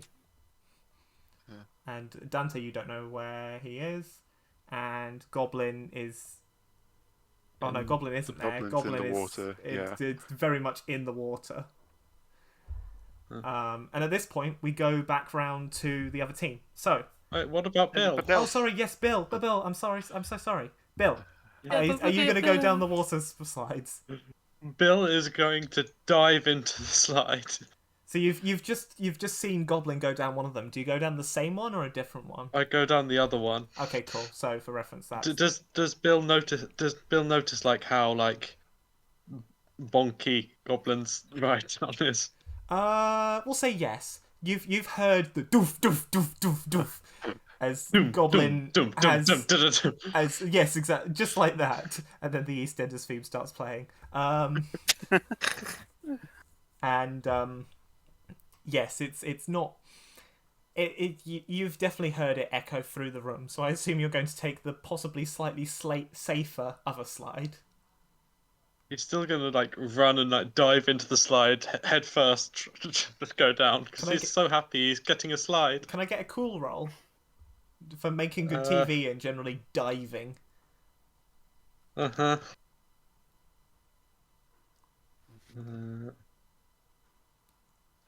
there we go. Nice. 11. 11. Oh, yeah, that's fine. You make it down perfectly. You do it almost acrobatically. It's really impressive. Oh, that was the bullshitting one. Yes. I was checking the roll that's specifically for cool, but no, that wouldn't apply. General TV is the right one. So yeah, you make it perfectly down. You splash into the water elegantly. It's like you've been doing this all your life, when really this is just your first time. Yeah, and then he sinks straight to the bottom because he has no idea how to swim. Yep. Oh no! And as you sink, you see Goblin just like lying on the top of the water, slightly just like, Can he try to go over and like see how they are? Yeah, sure. You I'll happily say you head over there. You're kind of like slightly quite underneath Goblin. Goblin is floating. You are not. He's gonna try to speak to them through the water. Like, how are you? The bubbles gently like hit Goblin's back, but don't do anything of worth. Is it a flirt? Do you want it to be a flirt? This is like Yes. like a bubble massage. Yeah, go for it. Sure. Go for it. What is this? I have no clue. Charm? Maybe? Or creativity? Yeah, you can go for creativity. I'll allow that. Okay then. Oh. 4. Would you like to... Are you going to spend a reroll or nah? Nah. Cool. In the process of doing this, Goblin ends up rotating 180, spluttering, waking up and going, what? Bill just standing from the bottom of the pool, just looking up at them, trying to speak to them, but just bubbles coming out their mouth. And Goblin just looks on like, I hate you. and you both lose a rom. Aww. Rude. We've had 2 flirt rolls, and they have both resulted in losing rom. At this point, you hear down the slide that Goblin went down, another 6 goblins appear, still in a stack. They managed to, like, they're in a stack, but they're, like, lying down in the same way that Goblin was. And they're ready to, I don't know, do whatever 6 goblins in a trench coat do, except they're not wearing a trench coat, because that's not very sensible water gear. A scuba kit? Yeah, each of them has they've only got 1 scuba mask between them. Oh, no, actually, no, there's a better way of doing this. They've got a scuba mask each, but all of the pipes that come out of the scuba masks are the same pipe, just with 6, like, entry points. Oh. So it's like one of those crazy straws for multiple people, except in reverse. That's everyone on that team. So now we go back to the other team. We'll start with Evie and Topaz, because both of you heard a honk from up the stairs. Yeah. Can I use my Goose to primordial translation system to see what the honk was supposed to mean? Yes. Absolutely. Can I say what I was what I was thinking of saying? What did you get on your roll? I got got a a 10. 9. Oh, you A got 10. no, wait. 9 was a net. Yeah, you got a 10. All right. Yeah, sure. You can say what you were thinking of saying. So I was going to say it, but I thought, nah, it's a bit too much. But Octavia's intent was saying something like, in Goosish, to get away from here. Oh. Because the intent being, bring people to me, and if the goose is nearby, make it leave. Interesting. Okay. So you successfully hear "get away from here," Topaz. Or rather, you hear whatever that translates to in whatever that translates to in Primordial. Yeah. Rock, a series of rock grinding and clicking. It sounds like a pebble falling Well, down the hill. actually, her Goose to primordial translation system. So the thing about primordial is that it doesn't rely on the timbre of the sounds being made. Okay. It's just about like the drone and like the amplitude of the clicks in relation to it. So her system just makes a series of like beeps, like rather than trying to emulate the rock grinding noise. That's a genuinely interesting piece of design. That's really cool. Yeah, it means that all sorts of primordials can communicate no matter what their disposition is. Damn, that's genuinely well thought out. What the hell?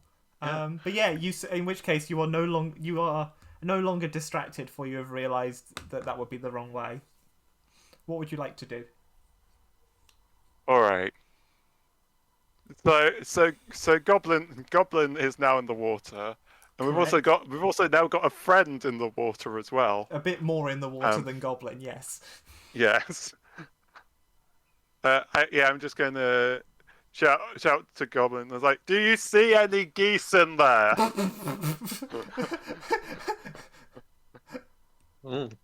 I know how to do this. Goblin is going to make a figure it out roll. Let me remind myself what Goblin's clever is. Aye, cool. Goblin is distracted, thinking that Bill's bow tie is a goose. So that's 2d6 minus 3 for shaken. Still gets a 7 though. Jesus Still 7, Christ! wow. Damn. Gosh. God. Nice. Damn. Let's go. Goblin asks the question.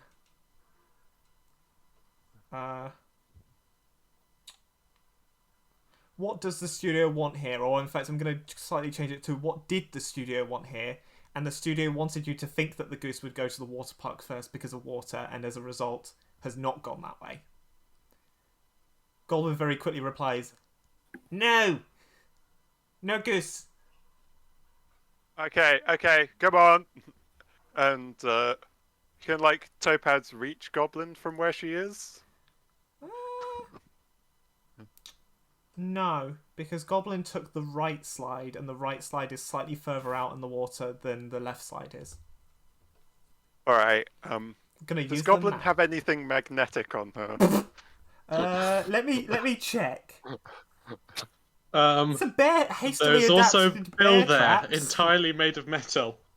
We'll see what happens. He's good. Topaz is going to try reaching out with her made of magnetite, her made of magnetite Acme branded goose capture sheet to like try and get Goblin out of the water and just, see what happens. Oh, God. Is this a flirt Oh, no. roll? This is not a flirt roll. Off the hovercraft. Yeah, it's fine. Hopefully the flirt roll comes later. Are you gonna use? I think that's make good TV and probably cool. Cool. I think. Okay, cool. We can make it a cool. We can make it a cool. Yeah, we can make it a cool. Cool. Cool. Cool. Sorry. That's a minimum roll. You can't. I'm going to re-roll that. You're going to re-roll. Go on then. Get us a 4. I got another 3. Is Bill on your? Can I Bill. keep spending spotlight? The dice gods don't want this. I think just accept the dice gods. Yeah. Scarlett. Just accept it. At this point, so you don't get Goblin out of the water, but you do very helpfully get Bill out of the water, who is now just attached to you. Bonk. I imagine like Topaz like reaches her arm out, and like rather than Goblin coming towards her, there's just like this slight shaking from the water as like Bill just like clunk. Ah! Like, waving her arm. Just waving Bill around the air. Topaz is now shaken. Yes, I think Topaz Bill is now indeed shaken. Bill is welcome to be shaken, but I didn't want it to be too negative on Bill. If anything, I was hoping Bill is Bill also gets now out. shaken. Cool, though. Bill is He shaken. has been ripped out of the water and being shaken around in the air. He is literally shaken. Shaken. Hey! Hey! Amazing. Okay, so that was Topaz's action. Evie, you just heard a honk come from up the stairs. You do not know what it means. Oh, the zip line, right? It goes down. Oh, no, you heard Octavia's honk. No, but the zip line where the goose is going down would land in line of sight of Lexi, right? Yes. So if I tried to run back up the stairs for this honk, would Lexi come and stop me and lead me to the zip line? Yeah, that seems fair. That seems very fair.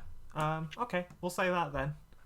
Because, as you Yes. said, Lexi would. You correctly deployed Lexi here, and this door pinged is open. So yeah, I'll happily say you end up over here, but that's your turn, listening out for Lexi and getting moved over here. At this point, I'm gonna have to resummon the goose. Give me a second. Oh, for fuck's sake! Come on, boop. There's a goose in this garden. You can't see it much. You sort of see like it peek out of the. Oh god, I didn't mean to do that. Sorry. You sort of see it peek out some shrubbery. And goes honk.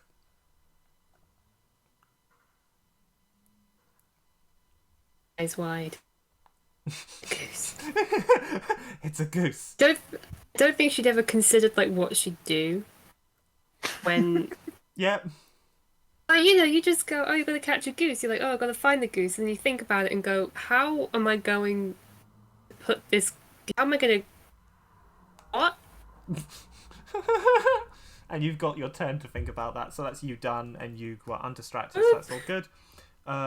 We'll do Goblin last. Goose, what are you doing? You're currently quite far down. So I'm running, and I check behind me to see if anyone's taken the race opportunity. Mm-hmm. See, there's no one. Aww. Stop. Check my goose star. See what it's looking like. The goose star says up. Well, fuck.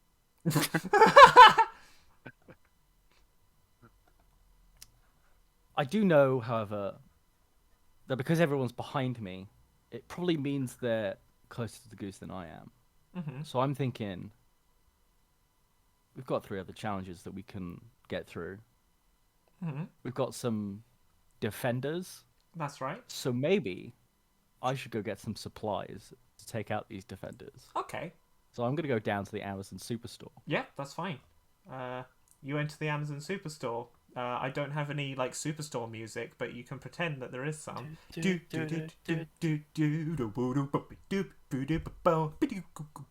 so on. Yeah. I'm gonna double check I don't have any Superstore music because that would be really great right about now. I have Dating Star. That is, I can't remember if that's like. Could fit. It could fit. I'll put it on. You enter the Amazon Superstore, which is playing Undertale music for some reason. And by Undertale music, I mean a questionable kazoo cover. Yeah, there we go. Cool. It's a superstore. It's got despite the fact it's fairly small on the map, it's got a hell of a lot of stuff. Is there anything in particular you want to look for? The sharpest thing I can find, preferably. Like a knife? A knife would work, yeah. Okay, we'll get you a knife. There is Goose a has a knife. no, the Goose doesn't have a knife. Oh, go, yeah, Goose has a knife. Goose Goose does have has a a knife. knife. Yeah, you get a knife. There's a kitchen utensil section. You pick it up. As it says to describe it, because we haven't been here before, there's no checkouts here, and it uses machine learning instead to determine what you've bought. So you can just take a knife off the shelf, and it's yours now. Cool. I'll take a knife. I'll also take, like... I don't know if there's, like, any oil or something. Yeah, I can maybe, like, use my flame power to burn. Oh. There's next to the kitchenware section, there's, like, useful kitchen stuff section as well, which is like oil and sauces and spices and all that sort of stuff. So yeah, you can get some oil. Cool. I'll take those two things and I'll head out. Cool. And we'll call that your turn for now. At this point, you get a little ping on your phone from Amazon saying that they've taken the money out of your account for a knife and some spoils. And we move on. Goblin wakes up, I guess. What does Goblin do? Goblin's just in the water park. Goblin sort of swims over to shore where everyone else is, looking feckin' exhausted. Just absolutely out of it, and just looks at Topaz and Bill and goes, What happened?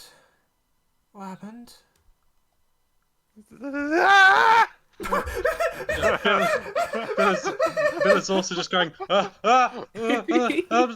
Julia and the scriptwriter, Foucault's pendulum, David Copperfield, the Middle March. And it's just generally starting to spout random titles of books. Yeah, well, meanwhile, like Topaz is just like pointing at Bill, just like indicating what the problem is right now. Yeah. Goblin's just a bit bleary-eyed right now and just sort of looks at it and looks at the situation and goes, and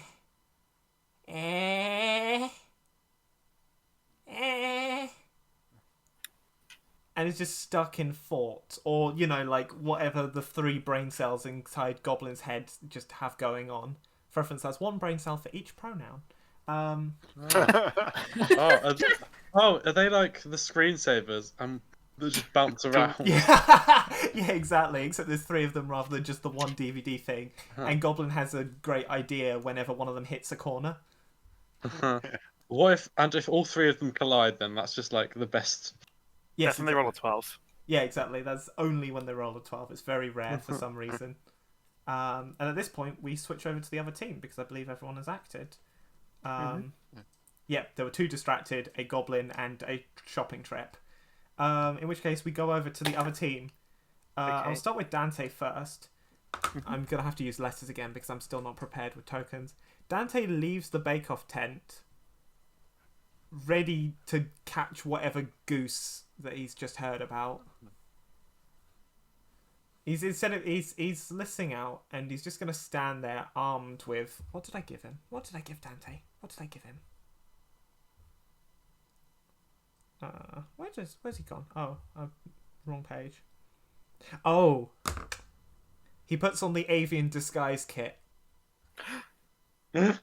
It's basically just like a goose head and some feathers that you can like wear as sleeves. It's not very effective. Say, does it disguise you to look like an avian? Does it disguise you specifically so that aviary things can't see you? Nah, it makes you look like an avian. Yeah. It's so now Dante looks like a goose that's got extreme sunburn. Would I be fooled by this since I'm in the vicinity? Gotta be honest, I really hope not, but I might make you roll for it because that would be funny. Oh, good. In fact, I believe you're on the same team, right? This is great. Oh no, you're not. Okay. No.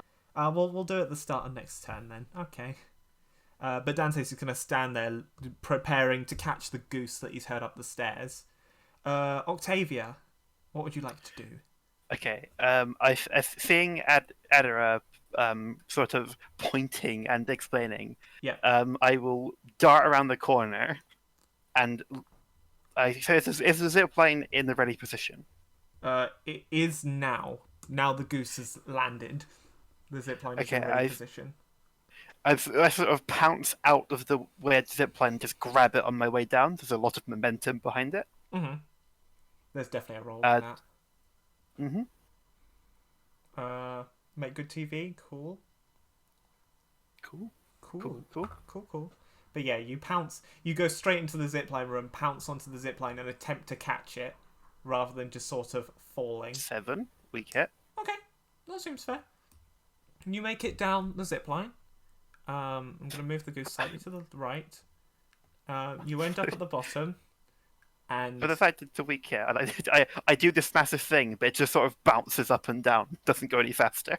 yeah, that's great. That's a really good one. And at the end, you are a bit shaken because you had a bit of a dizzy journey, let's say. You're a bit wobbly, isn't it?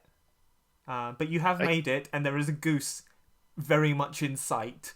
The goose has found a greenhouse and is pecking at it. There's a bunch of bushes because I think Evie saw it peeking out of a bush. That's right. Yes. And nets don't work too well in bushes, so I think I look at the goose. My jaw drops as far as it can go, and I roar to try and make it scared and run out of the greenhouse. Okay. How have you got much of an affinity for roaring? Just out of curiosity. Not in this clothing is a valid answer here. Yeah, not in this clothing. Okay. You can try. I think that's performance art. Yeah, this is definitely performance art. This will work really well as performance art. So that's confidence, right? I believe so. I will double check for you, of course. Yes, confidence, please. Yep. So not too likely to succeed, but that's okay. Cool. Nah. You just gonna take the fail? Yeah. So you remember earlier when I said your throat was having a bit of a bad time? Yes. Yeah, your throat just gives in, and it instead of going for a roar, you go for a like, eh. And at this point, your throat is just completely gone. You've lost your voice for a little bit. Just okay. Like, Consequence. You're very, very quiet, trying your absolute best to attract the attention of the goose, but it turns out that when you can't roar at it, it's less effective. Sure, you could probably, like, I don't know, like, shake a plant or something aggressively in its direction, but it's not going to get it out of the greenhouse. One needs some blood. Oh, the simple just push pineapple, shake a tree. What? I could do. Well, it's Bill's turn, I think. That's probably mine. God, Bill. Bill is. What's Bill doing? Bill is very shaken. Not scared. He's still I'm pretty sure he's still attached to Topaz, shouting out random bits of literature as the magnets affect his CPU. Have you got any thoughts as to removing yourself from this? You could get someone between to help you. between random shouts of things, just like Mansfield Park, their eyes are watching God. Everything that rises must converge. He's like gonna try to like. Here's the thing: if he puts his hand back to try to push himself off, his hands are just gonna get stuck. God. He's just gonna like between those shouts, just be like, "Please help!" Trying to just like I don't know. I guess like. I guess kind of like make like doing crunch motions to try to like get some like momentum to like detach himself and fly forwards. Mm-hmm. Do you want to try and turn that into a roll, sort of like to the deflect, trying to momentum yourself away? Yeah, sure. Cool. Have you got any? Cool. What? Can you actually? I'm just gonna check because I've got written down what you. Oh my God! Sorry, I've just seen the photo. Amazing. That's actually perfect. How did this happen? No, you don't have anything that's gonna magic. You're not wearing anything that's magic gonna help you. So I guess it's just a standard cool roll, which is make good TV, of course. The good TV being removing thyself. 6. So that's a fail. I've got to be real with you. I don't really have a way to make the situation that much worse for you. Oh, I potentially have an idea of something which they could also try to do. I'll go for it. Well, how is this magnetite suit powered, Topaz? Oh no! Oh no! I don't like where this is going. I love where this is going. It has this. So it probably has this. It has this kind of like dynamo generator. You're not 100% sure why the dynamo keeps spinning, but it does. Well, it's about Magician. to have an accident.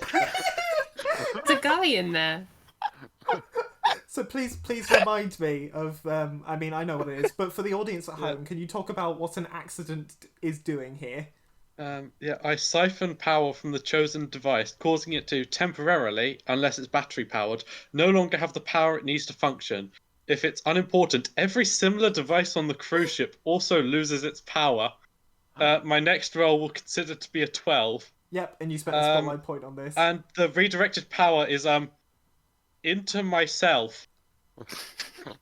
You're redirecting the power into yourself.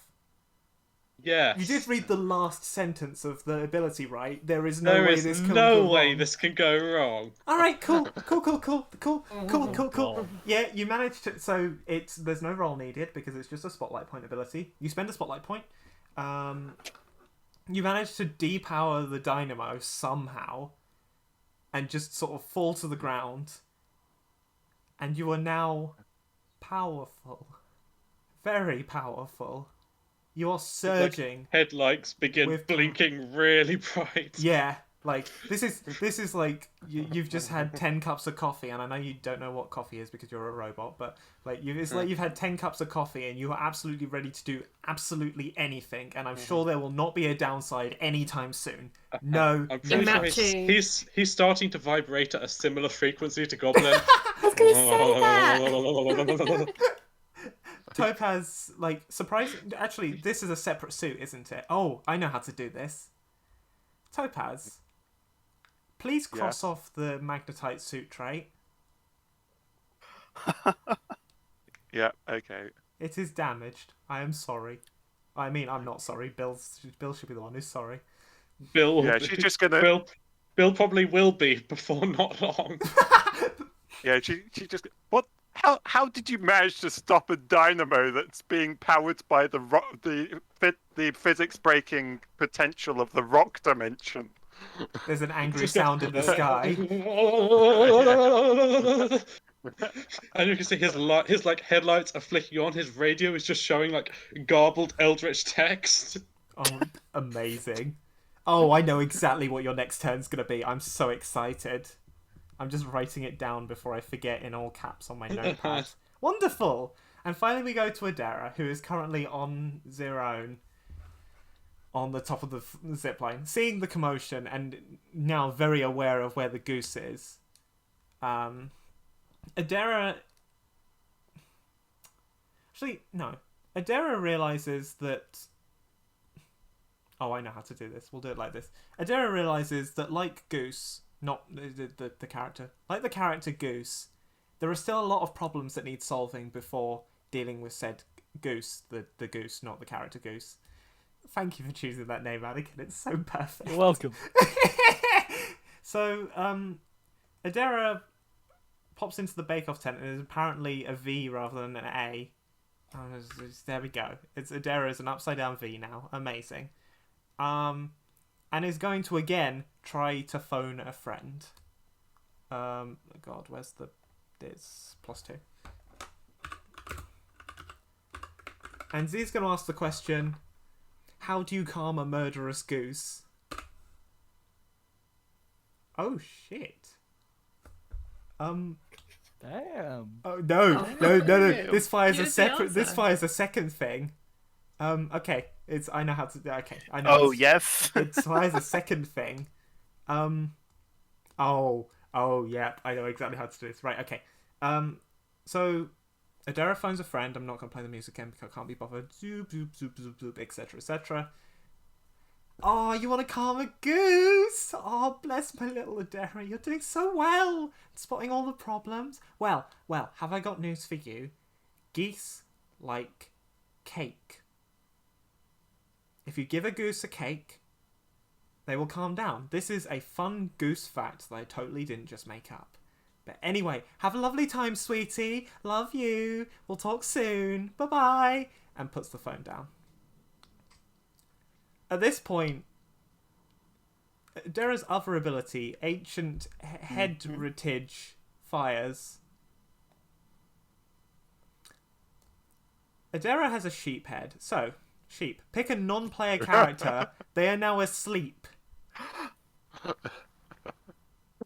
The only characters, I mean, I'm not going to put Goblin to sleep. I mean, so hang on, I need to work out who's on whose team. Evie is not on Adara's team. I can't turn Evie to sleep, but I can put Lexi to sleep. No! Lexi gently, you see Lexi sort of get very tired as Adara's, sheep horns glow. And a dark sound appears from the sky. And Lexi feels more and more drowsy and gently flutters into your dungaree's pocket. And lands Baby! sleepily. Gently snoring. Having a lovely dream, I'm sure. And that's that. So in which case we go back to the other team.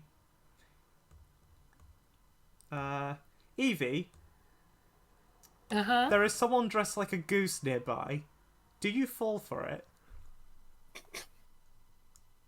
I mean, probably not. It'll be funny to roll. I think it would be funny to roll as well. And you're a bit distracted about your sleeping bird friend. Yeah, I'm a little bit concerned about that. So maybe this is a figure it out roll? What sort of questions would I be asking? Like, are you a real goose? Yeah, you can ask No. that if you want. No. Well, I've got to roll first. Oh yeah, exactly. Oh, God. Is this a person? Is this a charm? I feel like this might be clever Yeah, I to think figure you're out if it's working a out a goose or not. situation. The situation you're working out is you see a goose over in the garden, and you also see Octavia over in the garden, and you see another goose much closer by, and Evie is asleep. Oh, not Evie, sorry. Lexi is asleep. Lexi. Okay, I've got a 9. Got a question. The question is,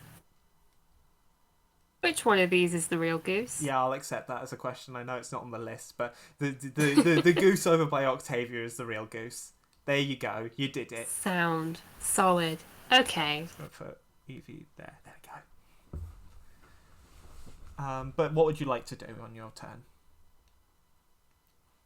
We've still got 3 problems, haven't we? We do. They're in the... Goose is evasive. Goose is murderous. Goose has defenders. That is all correct. I think I might try to solve the murderess. Okay. How would you If I like... can approach the goose and give an offering of the stuffed animal. Ooh. Could go one of two ways. This could calm the goose, because stuffed animals are adorable. Or they could use all of their murderous energy to destroy the stuffed animal, and then we'll be too tired. Those both sound like... I mean, obviously, the destruction of a stuffed animal, very sad. But... Yeah, that's not what I want, but... could work. Yeah. What's So I'm going to give an... I don't know what role that is to provide first of all, offering. I assume you head over to the garden where Octavia is, and you're definitely... No flirts here, no never. Give sort of wave like, hey, don't mind me. Don't mind me, just trying to aggravate a goose. I win, I'll take you on a date. Charm? This is definitely charm, right? Check stat sheet. I mean, you're trying Probably. to charm the goose, but I think this is make Yeah. good TV, or should I say make goose TV? Hey.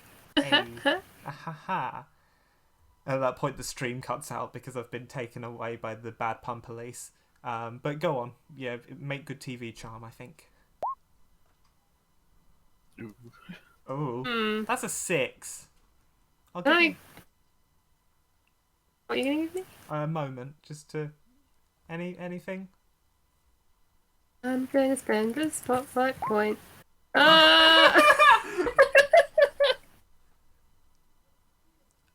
I think you can get. I think you can guess what happens here. That was a 4 for the people at home. I'm not gonna spend my second one, right? Please cross off the stuffed goose toy on your sheet. Oh, poor baby. The goose toy is destroyed. There is the goose shows no remorse. No.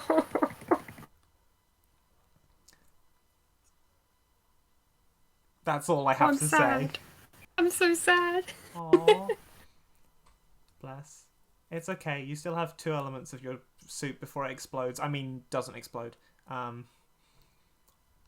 at that point, we'll go over to Topaz and Goblin. So, Topaz. Well, what just happened?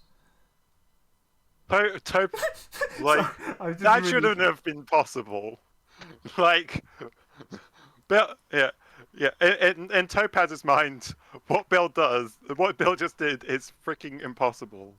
Okay. Like, she The is unspeakable can't speak. very, very stunned. She still doesn't know where the goose is. But I think someone else might have found the goose by now. Okay. So she's going to use her cult network to get her in the direction of where the goose is. That's so cool. You know what to do. You know what to do. Let me Yeah. bring up your list of cult members so I can work out which one gets killed off. I mean, temporarily inconvenienced.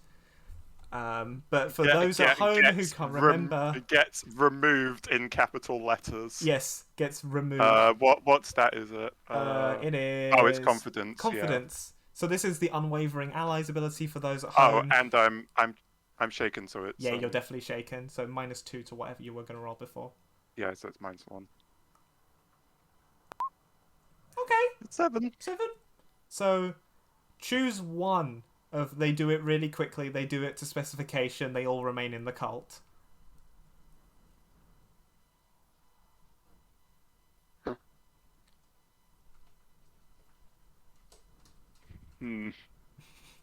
There is a correct choice here. Well, I guess let's do it to specification. But I also want to do it quickly. But also I don't know what the specification is to do it badly. What have you told them? Just to confirm, what have you told your cult to do? Well, what the cult Answer is carefully. trying to do Yes. is get Topaz to go in the direction of where the geese are. Okay. Okay. Okay. So, Yeah, okay. They do it quickly. They immediately tell you where the geese are. Unfortunately, they tell you where Dante is. Congrats, you have found a devil in a goose outfit. I mean, technically you are in the right direction, but also yes. Yeah. So it's like Topaz is like in her stun state, and then like this long hair, this woman with like long blue hair that's quite tall but still not as tall as Topaz, just like kind of like pats her on the shoulder and like points, and she like looks at Sapphire and like looks. It's like thumbs up and just runs. Oh, I know exactly what happens next. Yeah. So you see Dante. Dante's there preparing to catch a goose. Dante, in his jittery state, sees you walking towards him, sees Sapphire walking towards him, has a net at hand, catches Sapphire, and leaves. Oh, Friend acquired. The goose has run off with my cultists. Currently with Dante. Dante is now running upstairs at the speed of light in an attempt to go, Freya, I caught the goose! Look at me, I'm so good! I'm just also going to redo these letters in a bit. But yeah, Sapphire is currently away. Yeah. I imagine Topaz is going to start running towards Dante like, actually, I found the goose, and it's running away with my frickin' cult member. Sure, Topaz is here. And with that, we'll go to Goose, the character. Goose, what are you doing? And I'm going to draw some letters while you ever think. I want to just run upstairs and try and find where everyone else is, because I know the goose is above me somewhere, thanks to my goose star. Yep. I have a knife. Full I need stop. to go find these defenders. Sure. Are you just literally... I'm bolting it upstairs until I see someone. You're going to be... In which case, you bolt all the way up to here, and you see Adara in the tent. And then I'll, look around. Do I see a goose about Adara? You don't see a goose about Zia. Okay. But, give me a figure it out. Figure it out for me. Sure. Work it out. Figure it out. I assume this is clever, right? Yes.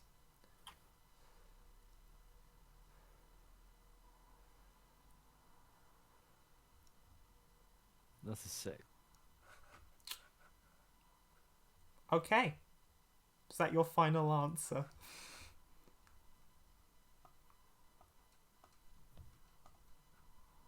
I kind of want to get on with it, so I'm gonna re-roll. Sure, go for it. I've not got the best of chances, but let's see. Nope. Okay, cool. I know exactly what happens. You see Dante and Topaz run upstairs. I run after Dante and Topaz. Congrats, you are running after Dante and Topaz. Dante is a goose. Because Dante is a goose. Yeah. It's like you guys are on a wild goose chase. Maybe I think Dante is one of the goose defenders. Ooh, yeah, yeah. That's good. Everyone who defends something has got to dress up as it. Yeah, I've seen a picture of a goose now. I know what a goose looks like, and Dante's a little bit different from a goose, but they're supporting the plumage of a goose, so I'm like, this must be a goose defender. This is just so I pull out my knife. This is a goose fan doing cosplay. Oh no! It's cosplay. Okay, and now Goblin. I need to decide what Goblin's going to do. What's Goblin's other ability? Oh, just to summon goblins out of nowhere. Yes, that's a good ability. I know what Goblin does. Goblin manages to make it out of his shaken state, and at this point gently taps the goose predicting AI that's on her head, which sort of spins around for a bit, going honk, honk, honk, honk, honk, honk, honk, honk, and then BAM! Points in the direction of everyone else. Goblin's also aware that being small, they're not really going to make it in time. So, Goblin is going to use, of course, the best ability in the book. And Hannah, get the funeral ready. Trinkets are your passion.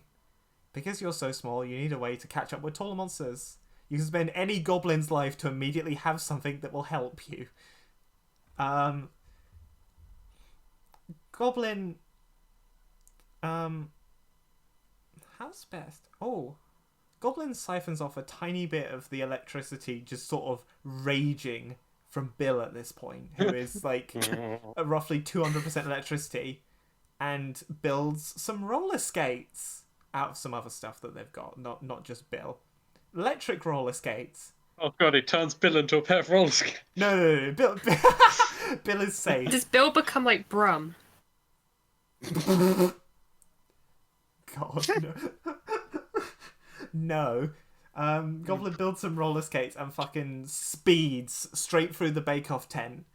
Carrying... So, you know that scene... Which Wallace and Gromit film is it? The sheep one. Oh, the close shave. That's it, close shave. Yeah. You know the scene in Wallace and Gromit where all of the sheep are standing on top of the motorbike? Yeah. That, but with goblins. Unfortunately, Goblin takes a very sharp turn and knocks off the leftmost goblin in his epic quest to get towards everyone else. And we must say, rest in peace, Rambo the Goblin, trampled by the side of the bake-off tent and the existence of door frames. Goblin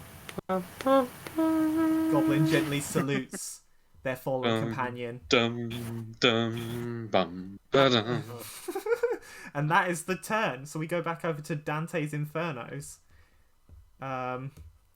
Octavia, what are you doing? You're closest to the goose. Octavia, what are you doing? Having seen the goose be distracted by ripping apart the poor toy, I'm going to level my Acme Kids comedic net throwing bow. I'm going to load, I guess, a bowler arrow, because it's still kind of a net, to try and hit it with and cancel out Goose's evasive. So you're going to try and tangle it as opposed to directly solving the problem? Yes. Yeah, go for it. That sounds like a cool make good TV roll. 11. Oh Jesus Christ! Yeah, you do it. Yeah, no questions asked. The goose is now quite tangled up in a net, and as a result, for your team only. That's so. How do I do this? Because I would like it to be for your team only, but also, it would make sense that it was for both teams by virtue of the goose's legs are tangled. Spotlight point. Oh, you're going to change the world a little bit to. Well, if it does count for both teams, so to reduce it to because technically that is because I've bowled it. I got 11. Yeah, the problem I have is the fact that like thematically, if you've tangled a goose's legs, wouldn't that slow it down for both teams? Like it doesn't.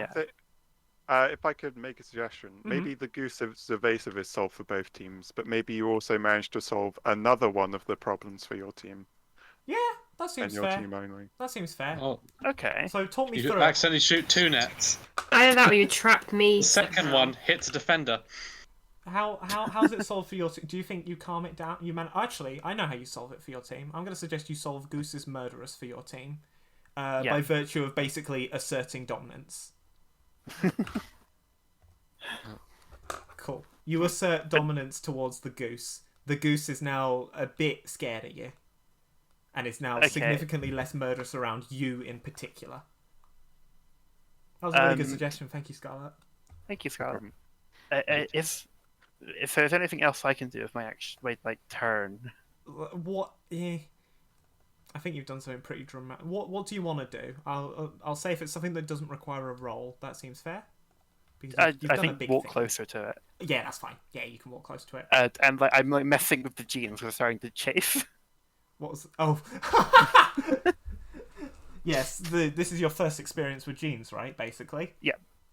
Or maybe like Completely. you might have tried them on like once and gone, "This is terrible," but all of your relatives are like, "No, no, this is perfect. This is exactly what a goose should do." Well, not what? But yeah, I Wait, will cover it, and I'd say greetings to Evie. very, very quietly because you lost your voice. Yeah.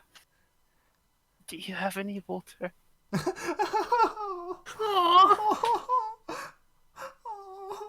Sort of look around, see if anyone else on my team is there.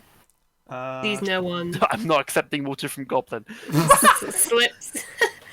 No, I just want to. I don't want to make it look like I'm fraternizing with the enemy. I see the coast is clear. The thing of water. Yeah, la, Of la. course, Evie has a water bottle on her Yeah, at all times. You provide a little bit of water. Octavia's voice isn't magically healed, but it's certainly better than it was. Thank you. Goblin begins to angrily vibrate. Vibrates diagonally. Yeah, vibrate Oh, no. diagonally instead of up and down. Oh, I love playing Goblin. Goblin's such a great character to play.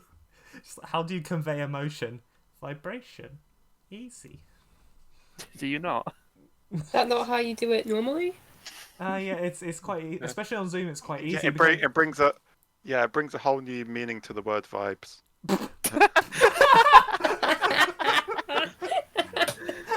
And at this point, we'll go to Bill. So as a reminder, Bill, you are currently supercharged, and the next thing you do that requires a roll instead rolls 12. So, Spend it wisely. I mean, you don't really know how because Bill's a robot, but he is frothing at the mouth, which is just like a bit like. So I think he's gonna kind of. He still has rough control of himself, so he's gonna he's gonna follow Goblin. Okay. Where they went. Yeah, you follow at hyperspeed because you're Yum. super powered. So, would he like just shoot straight past? Try to stop at Goblin, but just shoot past him. Yeah, because you're it's too like speed. there now. So does he see the goose? Yes, happily. You can see that Octavia is right next to the goose, who has been thoroughly netted, and Evie is there, putting away a water bottle that you know nothing about. And Goblin is very confused, far behind. But you see the goose, like, sort of between those two.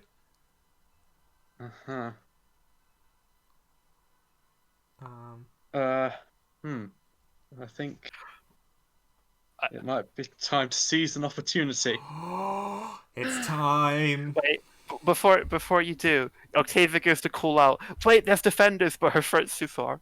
Oh. Okay, so as a reminder, You look at Bill. Bill is vibrating so much he started to blur, frothing at the mouth, headlights glowing wildly, radiating energy. Evie's glad that Lexi is asleep for this because they would not be happy. so you're just literally gonna yeet yourself at the goose. He's just using all of his confidence just to go there and just grab the goose. He has utter confidence in his own abilities. Oh shit! Yeah, You also rolled 12. you've got the natural 12, although you do still take the bonuses. So It's -2 mi- for the it's problem -4. that's left. And then what confidence you're using. Yeah. +1. Okay, so you And roll then an -1 11. for being shaken, so I Yep, roll so 10.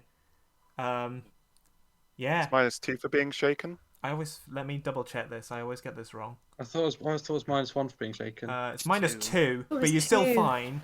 I think that Yeah. makes it a -2, 10. -2 plus. Yeah, you're 10, so you're still fine. Yeah. You seize an opportunity. You see the goose. The task was to corner the goose. You just basically just dash straight past Evie and manage to box the goose directly into a corner. It makes a shocked honk, despite the fact that like a bunch of staff members start to run towards you like, "No, don't take the goose!" But you're too fast. You outsmart the Flaps of defenders. energy just come out and just blast them back. You basically explode onto the scene and corner the goose is now cornered. I'm pretty sure he's basically standing T-posing over the goose, just like vibrating. You have T-posed the goose. Team 1 has successfully cornered the goose. Team 2, you tried, I guess. Now, this is the interesting bit, because I somehow have to make this link into the next scene, despite the fact you successfully cornered the goose. And I have a very important plan for the next scene. Give me just a moment. I could just call a break. Genius. Yeah. I was about to ask, actually. Yeah, in fact, Is we will that leave it on this officer, is it? cliffhanger of a goose has been cornered. It looks fearful. I need a toilet break. We'll be back in 10 minutes. Is that all good for people? 4. Yeah, we could, yeah, that's Yeah. right. Yeah. Okay, we'll be back in 10 minutes. Where we will have some boss music, among other things. But yes, we will all we'll be back in 10 minutes, everyone. Have a nice break, get yourself a snack. I'm gonna get myself some gummy snakes and go on a toilet break. And I'll probably be back in like 2 minutes anyway, just to like, I don't know, talk shit with the people Is the stream stopped now? No, the stream will stay live. But Okay. feel free to. In fact, if you like, I can mute desktop audio. Is that what you'd like? Yeah. Cool. Give me just a second. Desktop audio is muted, so they can only hear me right now.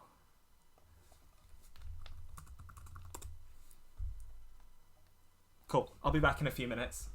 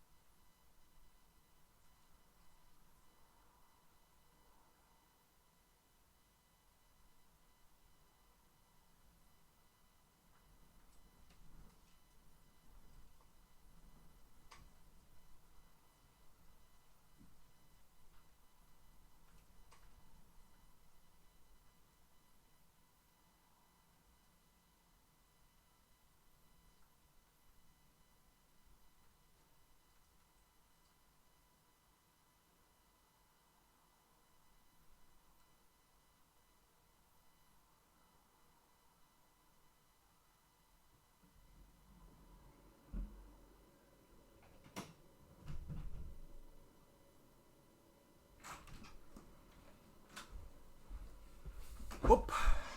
Right, let me just get my headphones back on.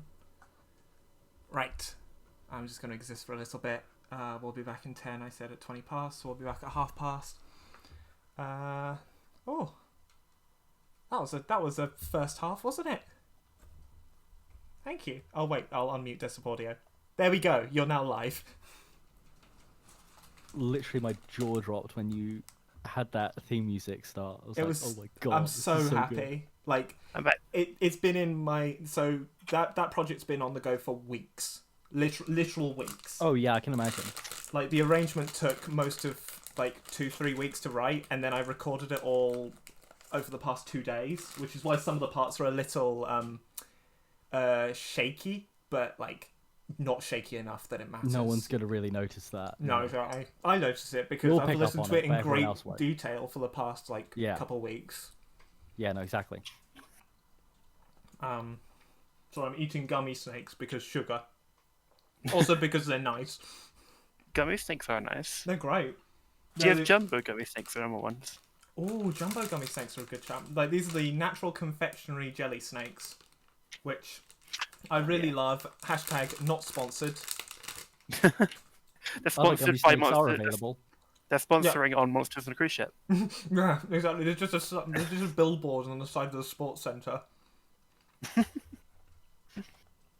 Brought to you by Gummy Snakes. Hannah's messaged me suggestions, which I did ask for. So like, it's not like she's unfairly backseat GMing. In fact, if anything, I really like her suggestions. Hannah's always got great suggestions. That's why the system is like it is today. A combination of my original silliness and her going. Yeah. For reference, you're live, everyone. Hello. Oh, okay. Oh. Hello. Like, not much hate is our happening. fans. Yeah, how dare you?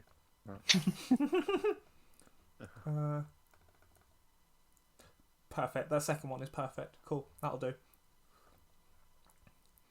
Got caught up telling my dad about some of the antics so far. Oh, I still just can't wait till well, actually, no, nothing is going to go wrong with Bill. Nothing at all. No, nothing at all. No. Nothing at all. So like they just absorbed it for power. Yeah, exactly. I've still got written in big capital letters on my tablet what may or may not happen. What will definitely not happen. Definitely not. No, never. I mean, I feel like Topaz is now going to start to avoid Bill because they realise something bad is going to happen. Yeah, Topaz definitely had some feelings on what just went down. Oh, I can close the problem list now that But conflict. how much those feelings come to fruition? We'll see. I'll put the mysterious rectangle So back you're up. saying that Bill basically stole energy from the dimension of rocks. Yeah, the rock dimension. Yeah. It rocks. I wonder how much energy he did steal. We'll find out. Find out. Yeah. In like 5 minutes, but everyone should keep like cooling down and generally be like, "Oh, that was a chase." Mm-hmm. God. Actually netting the goose and then slide in and grab it. Or corner it, sorry. You've only cornered it. Yeah. Mm-hmm. Yeah, the You pursuit pursuit has been cornered. Wait, is that one?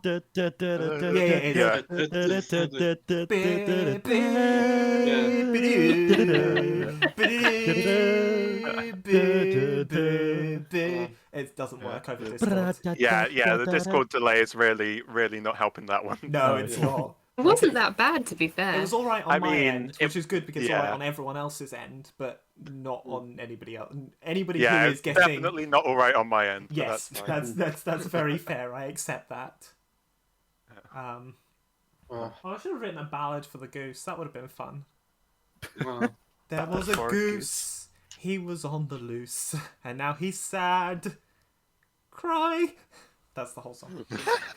why is he sad? It's not like Oh, Sorry, it's sorry, not that like was- there's some robot which is jacked up on eldrich energy just zoomed at him with crazy frothing mouth, glowing eyes, and T-posed on him in a corner.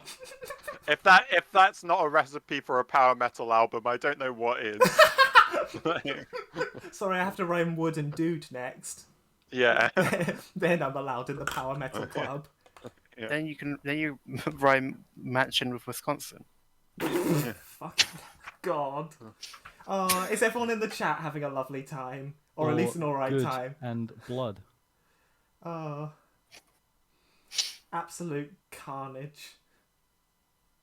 I'm so glad that there's a goose that waterfowl has You returned. made that happen. Yeah, I'm so glad that waterfowl have returned. I love GMing for waterfowl. Yes. It happens all the time. your Don't own ask me why. personal brand. Yeah, my Yeah. brand is like birds. Foul. Foul. Yeah, it won't be- the Finbar Finbar, Extended Universe Yes. is it won't- mainly yeah, it won't- based it won't- around semi-aquatic birds. Yes. This particular geese is called the Watcher. Actually, this goose does have a name for reasons. Yeah. A lovely time conspiring. Do I we- think I will partially Is it use one of spoilers to know the name? You'll find out soon enough. You will genuinely find out soon enough. Good. Oh, It's not ominous at all. that's a threat. Oh, it's always a threat here at Monsters on a Cruise Ship. Everything is one big threat. Yes. You can't have love without threat. Exactly. You can't spell love without threat. Wait. Hang on a In a second. sec. That, yeah. You check up with someone about this. Someone, Dr. Dictionary. Yeah. Dr. David Dictionary. Oh, what one is Bill? I will say I keep accidentally abbreviating Monsters on a Cruise Ship to MOTC, and I don't know why. Monsters on the cruise ship. Yeah, either that or like Monsters of the Coast or something. I don't know why. Welcome back to For Monsters Witches on the Gathering. Witches. I don't know why I'm doing it. It doesn't mean anything. I googled it. It doesn't mean anything. Sorry, Witches I'm of too the busy Coven. enjoying Monsters on the Cruise Ship by Witches of the Coast. It's just so good. Oh, it is 5:30, isn't it? So I guess- Cyborgs Yeah, and rock yeah. dimensions. all right. God, I've got to actually execute a plan. I think I know what my plan is. It's going to be part of what Hannah sent me and part of what I've thought up of. Bill, you have cornered a goose. It has a bell. What are you going to do?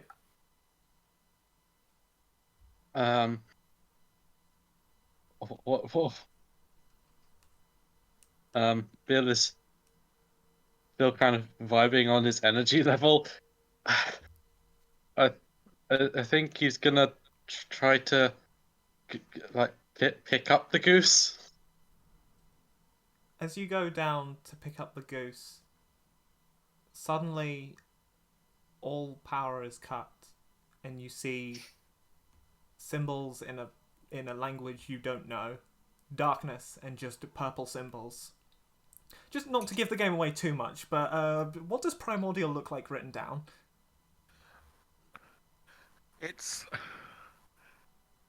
It looks like, but it looks kind of like cuneiform.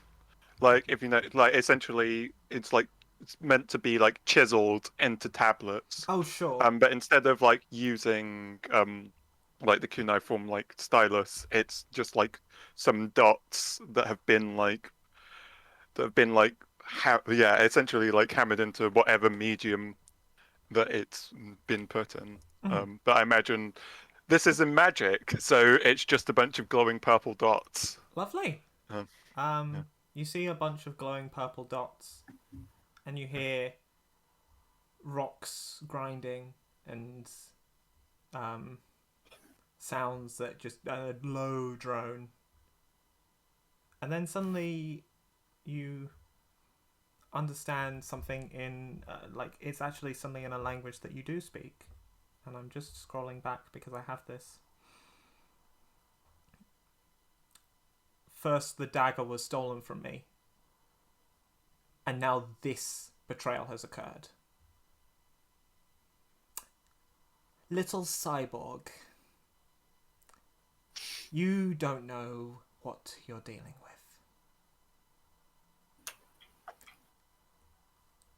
There may be a result in this that leaves you fine, but I sorely doubt it. At that point, your vision returns, the lettering's all gone. Oh god. And the goose has vanished.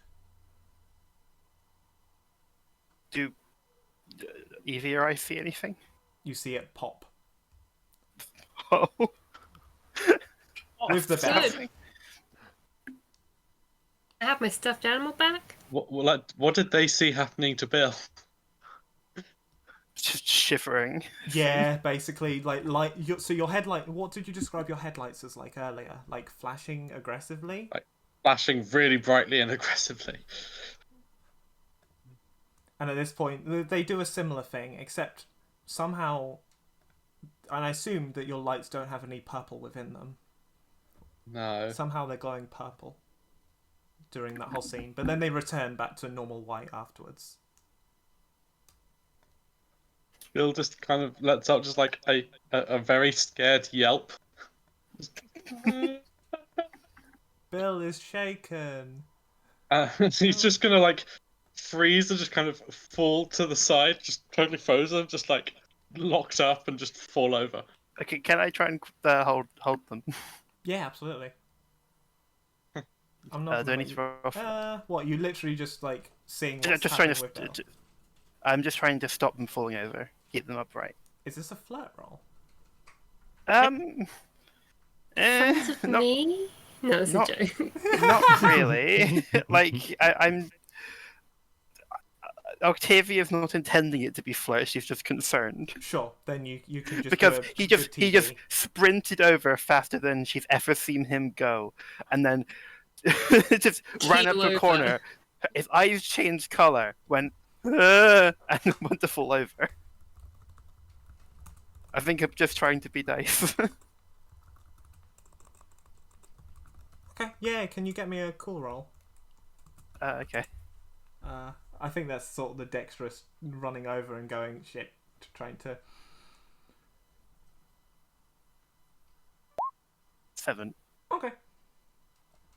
You catch him, but like, it's not elegant, and you sort of fall over a bit yourself. But he doesn't like splat onto the ground effectively. He is gently lowered via the means Yeah, of a help him gentle sit fall. down more than anything. Yeah, exactly. Yeah, you do that absolutely fine. It's just a bit wobbly for you. Bill, you see, Bill looks just terrified. Yep.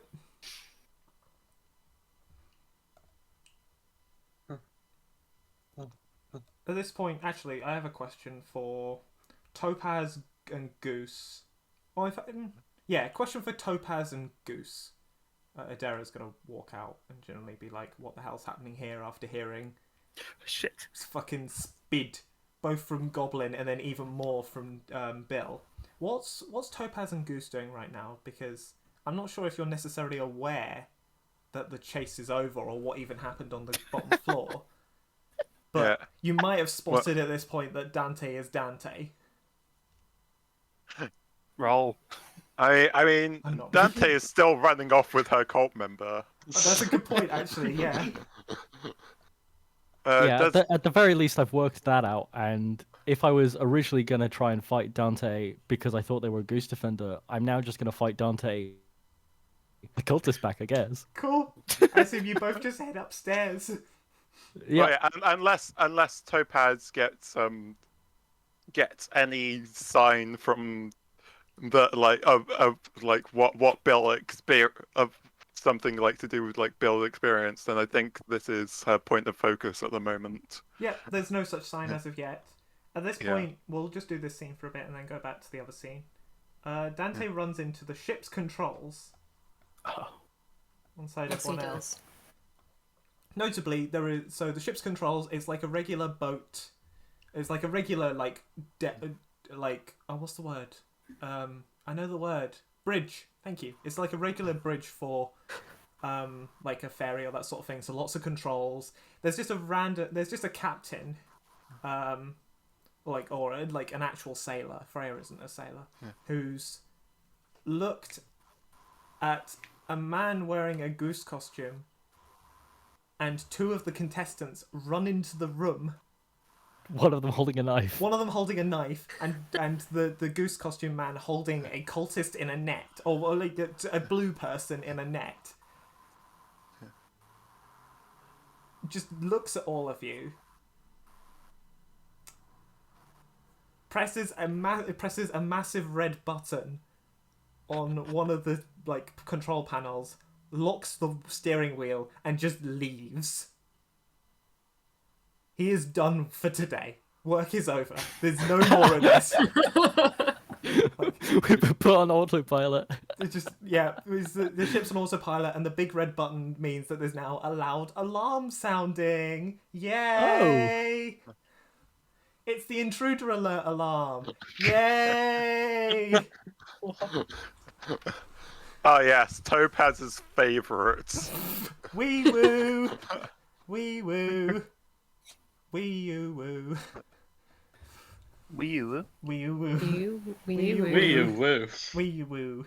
But yeah, so Dante's just looking at like, I got a goose. You ain't taking him from me. I got it. I got look, it. I got Dante, Dante, it's clearly hand over the not gemstone goose. person.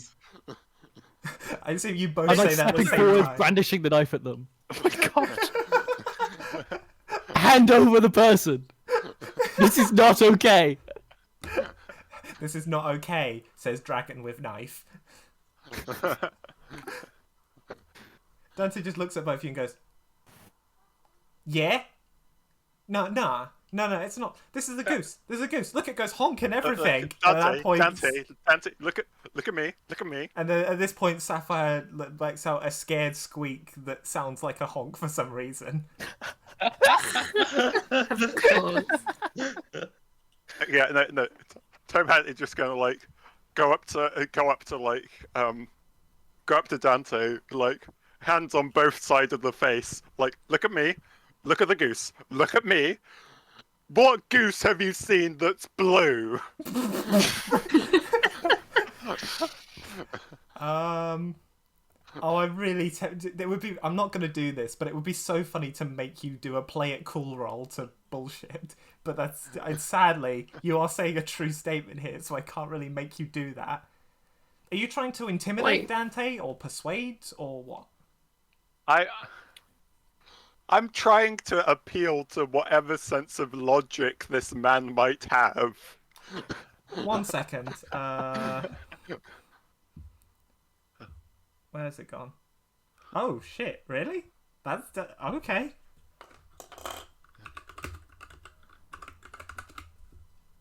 Okay, cool.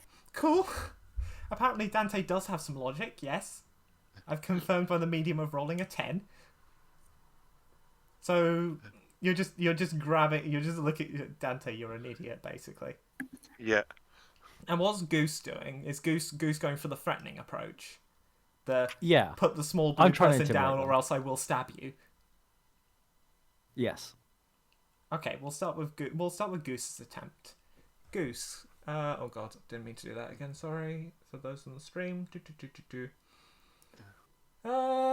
Give me a confident TV roll. Good TV roll. Sure. 9. 9. Good now. Okay.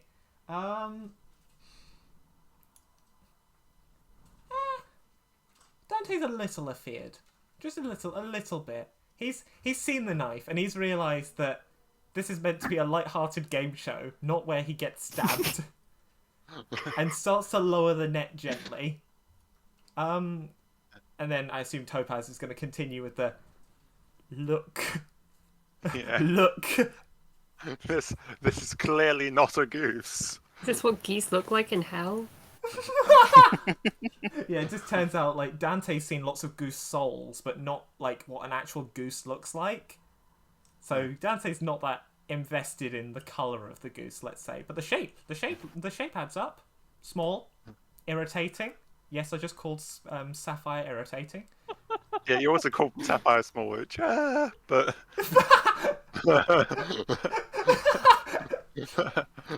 But yeah, if you want to try and persuade Dante, or like sort of lecture Dante on what a goose looks like, you're welcome to roll clever for it. Yeah, okay. As a make good TV roll.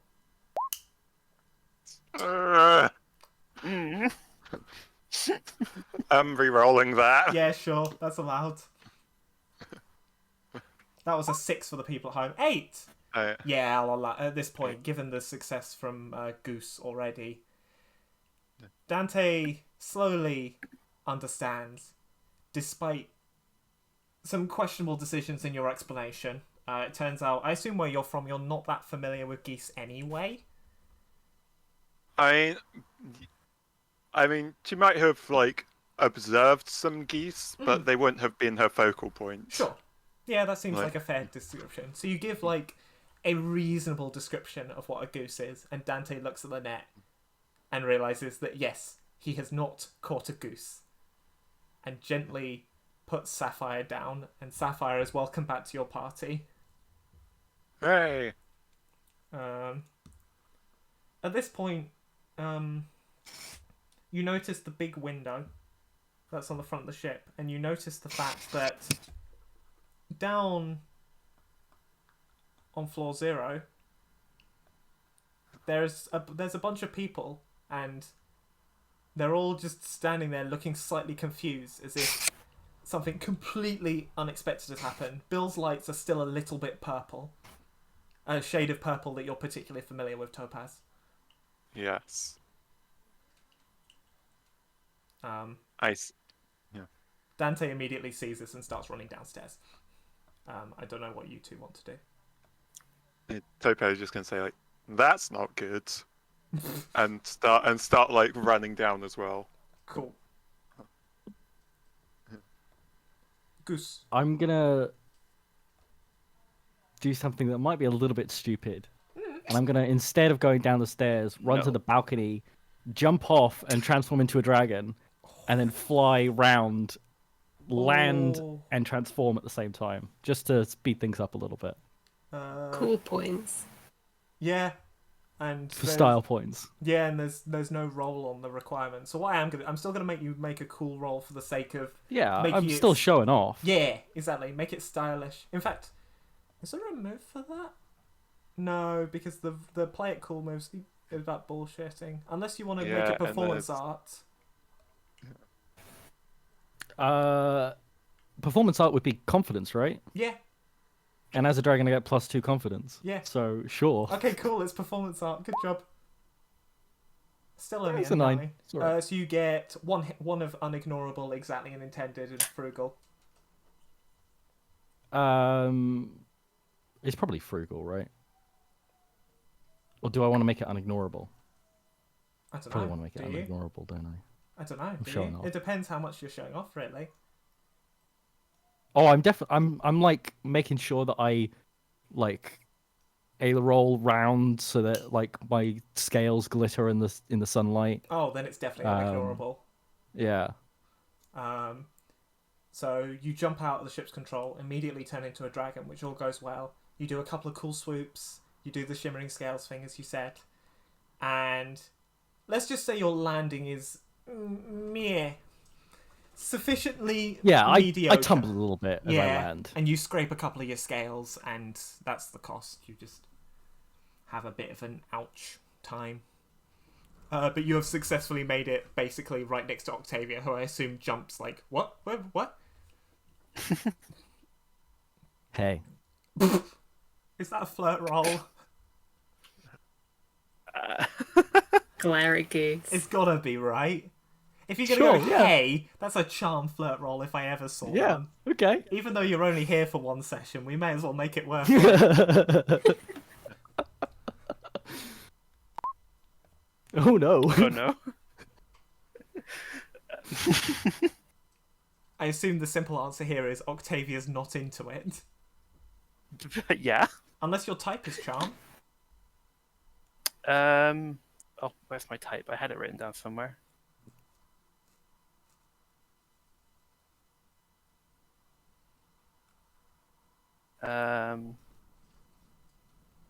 Don't worry about it. Okay. I assume you're just a bit. It is not. It is not. Okay, cool. It's not your type, and it's not your kind of thing, and you're just deeply unaffected by, hey. Ah well, maybe one day a flirt roll will work in this episode. Apparently, we used up all our luck last time. Well, Gods are nerfing us. The golden pair hasn't flirted yet. Oh, true. I'm sure that'll happen soon enough. Okay, so back to the group. The group of Bill, Evie, Octavia. A goose had just disappeared out of existence.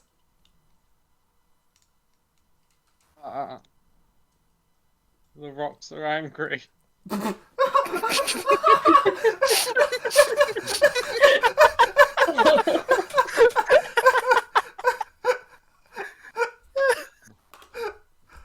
Quote, add, the rocks are angry at Blixter. There we go. Lovely. Sorry, please continue.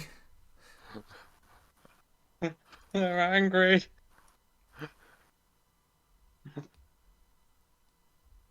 At all of us? At me and at the person that stole their knife. Is Topaz here yet? Not yet. After this little conversation, I'll bring her in. Dost thou think conversing with Topaz might be the correct solution? Oh, I stole the power from Topaz to stop the magnets, and then that angered them. Maybe that will be good. Thank you. They did not like me. Do we need to get you a cup of unleaded? Maybe some E10. Click my fingers. Which sorry, temp worker is turning up today? It'll be Vicky. All right, Vicky arrives. Yes, ma'am. Could then fetch. Sorry, what was this concoction? I need E10. It's good for the nerves. What this fine person requested. I'm not sure what it is.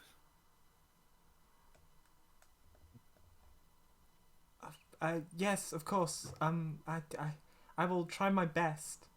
And she goes off predictably directly to the Amazon Superstore, which hopefully has some E10. Vicky's quote is beats retail. Beats retail. Oh God. She's gonna beat retail by going to retail. Yeah. Show him, Vicky. I guess. Later on, in fact, what we'll do is we'll have a return later, and we'll bring in the troublesome 4. Boop.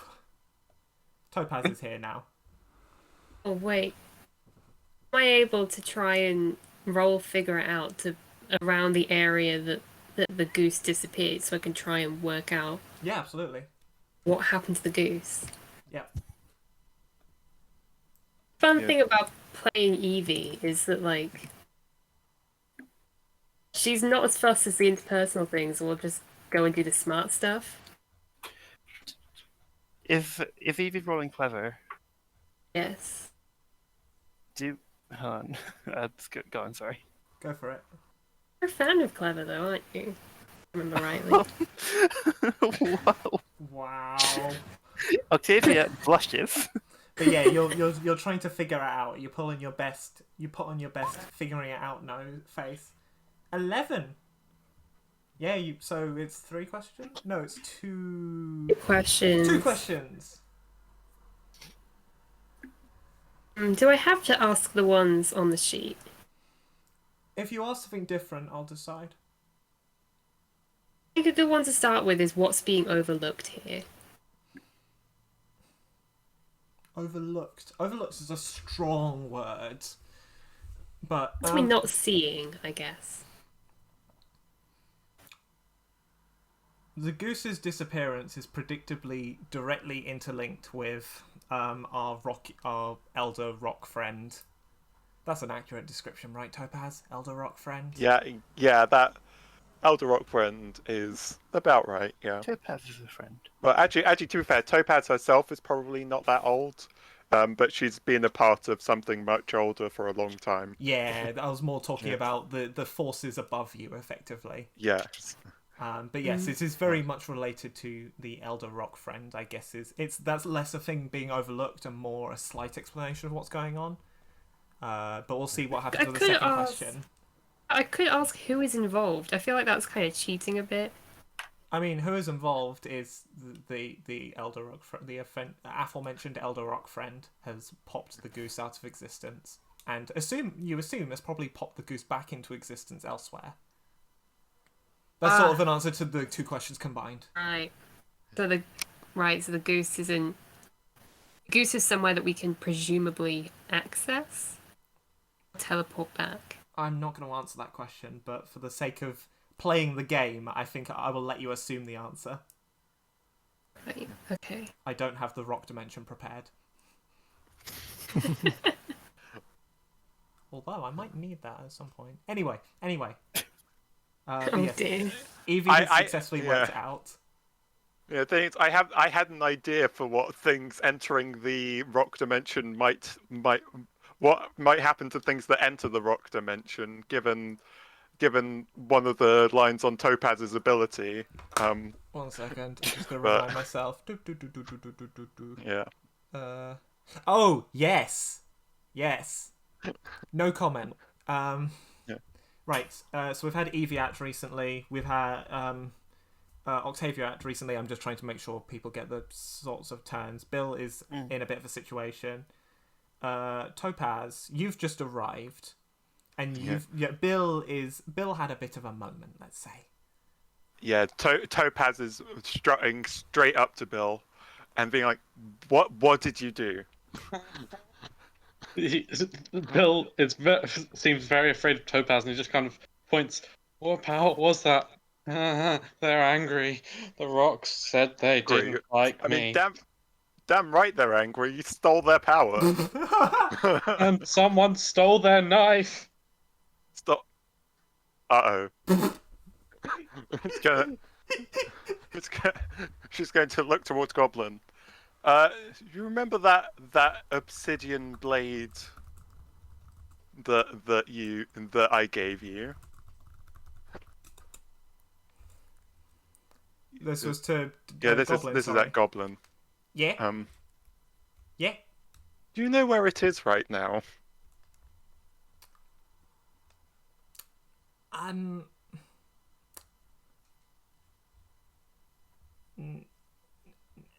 No. Okay. So this is what I did, right? Got the knife. Yeah. Shiny, scary, mainly scary. Yep. And then vibrates in like 3 different pitches in the same sentence. So. Then took the knife to my bedroom, put it there. Went off to do the rest of the tasks. Just a little evening stroll, nothing too serious. Just while you were going in the gold room, I had a quick pop to my bedroom to dispose of the knife. When I got there this morning, or when I got there last night, sorry, it's gone. Knife gone.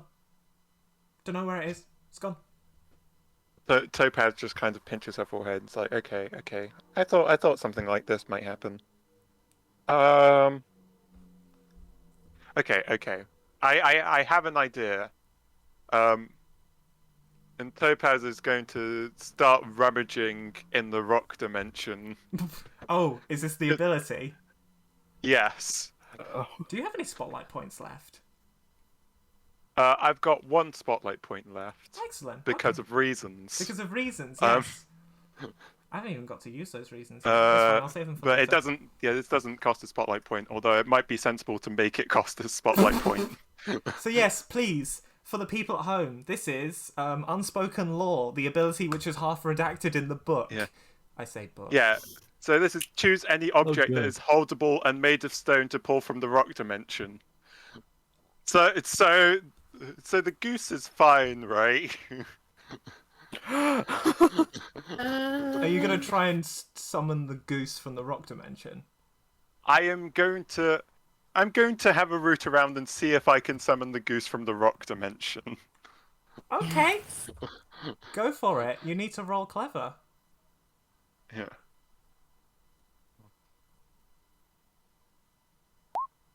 Ooh. 1 less, and that would have been spicy. Yeah, it would have. Are you taking that weak hit? So you choose 2, I choose 1. So you're trying for the goose. Yeah.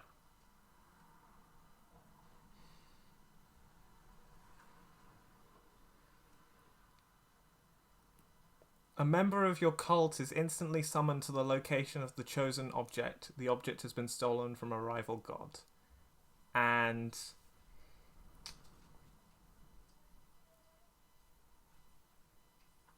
sure. Wait, I choose 2 and you choose 1. So all 3 of these will get used. No, as in you choose 2 and then I choose 1 from the 2 that you chose. Sorry, yes. And the other one is I choose 1, you choose 1. This Cool. one is you choose 2, I choose 1 from those options. Cool. So the cult summoning one, and the imbued with an irrefutable sense of hope.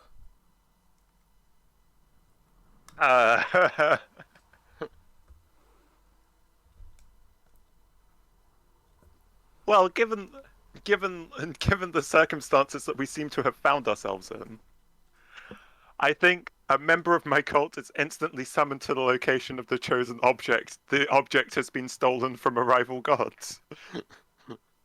I'm sure this won't cause any more consequences. Let me get my Angry Goose token. Yeah. The goose pops into existence holding an obsidian knife. It is much larger than before and much more rocky than before. Oh no. Oh, nice. It seems to have gained some strength, let's say, from the rock dimension, some armor, and an obsidian blade. And at this point, we will enter mech combat. Oh my god. So, to everyone at home, welcome to combat number 2. Yay! At this point, there's a big alarm that sounds like the intruder alert alarm sounds again. Also, which of your cult members appeared with the goose, out of curiosity? Well, let's make it Diamond. Diamond Sure. hasn't been seen yet. Diamond Yeah. appears. Can you give a description of Diamond for me, please, while I get up? So Diamond is like objectives? this kind of androgynous, like he's got like short-ish hair, like they're quite short. Like a lot of her cult members, in just kind of like waves. Like you probably like heard other cult members like giving like commands to each other and like talking to each other and stuff, but he seems to be silent. Oh shit! Yeah. It's time for boss music. One moment, please. Let's go. Let's feckin' go. Yeah, Right, I have an idea of what the boss music is going to be, but we'll see. Do you? Oh, yes, you do. Yes, I think you do. That's fine. I'm also I'm gonna basically let it play through the first round because it has lyrics, but that's fine. Goose, goose. At this point, goose, the goose Okay, appears. I was thinking Megalovania, but never. Oh, no. Goose, goose. The goose appears from the rock dimension. It's grown wings of stone and has clicked up a bunch of new techniques. It's wielding an obsidian dagger twice the size of all of you. And the choir begins to sing. There's a goose on the loose. He has a knife. He will stab you. Yes, murder. How will we win? He has higher ground out. He will defeat us. Will perish. The goose has 4 new techniques. The 10,000 honks technique. The gust of relentless rage. The velociraptor bite. And the uncooperative camera crews that surround it. They've never seen something like this before. It's giant, it's humongous, it's going to tear shit apart. And now, the choir sings out again.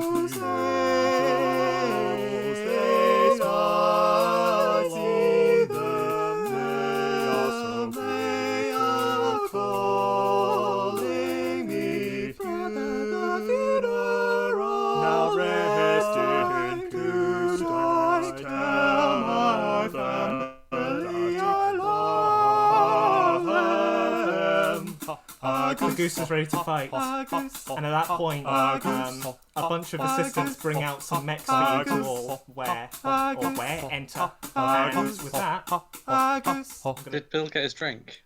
yeah, Bill got his drink. I'm going to turn that right down and let it play loop, and people are going to talk through their mechs. May I request to go last? Yes, of course. In which case, we will start. We'll start with Goose. Oh, okay. That Goose. Goose's mech. Yeah, my goose, right? Yeah, your Goose. Okay, cool. When you said that goose, I just got even more confused. Now it's all...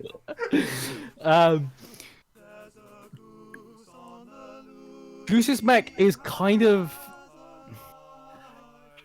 and it may make more sense later on, but it kind of looks a bit like a transformer, but like the head is very draconic in shape almost resembling Goose's head as a dragon that you maybe saw as it flew around as they flew. It's got because I stole this one from the suggested. It's got painted red flames to make it go faster. Excellent. Especially like around the mouth, which you can see there's like a little nozzle protruding out. Not sure what that does quite yet. Okay. But yeah, otherwise it's just, generally a little bit badass. Of course. I would expect nothing better from you. In which case we will go down to Bill. Bill, what does your mech look like? For reference to everyone at home, spoiler alert, those are the traits that the mech has.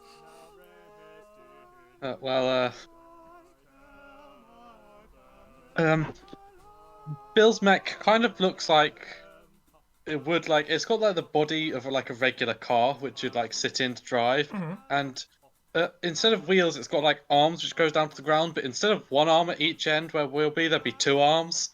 Okay. So it's got 8 arms, which is kind of standing around on.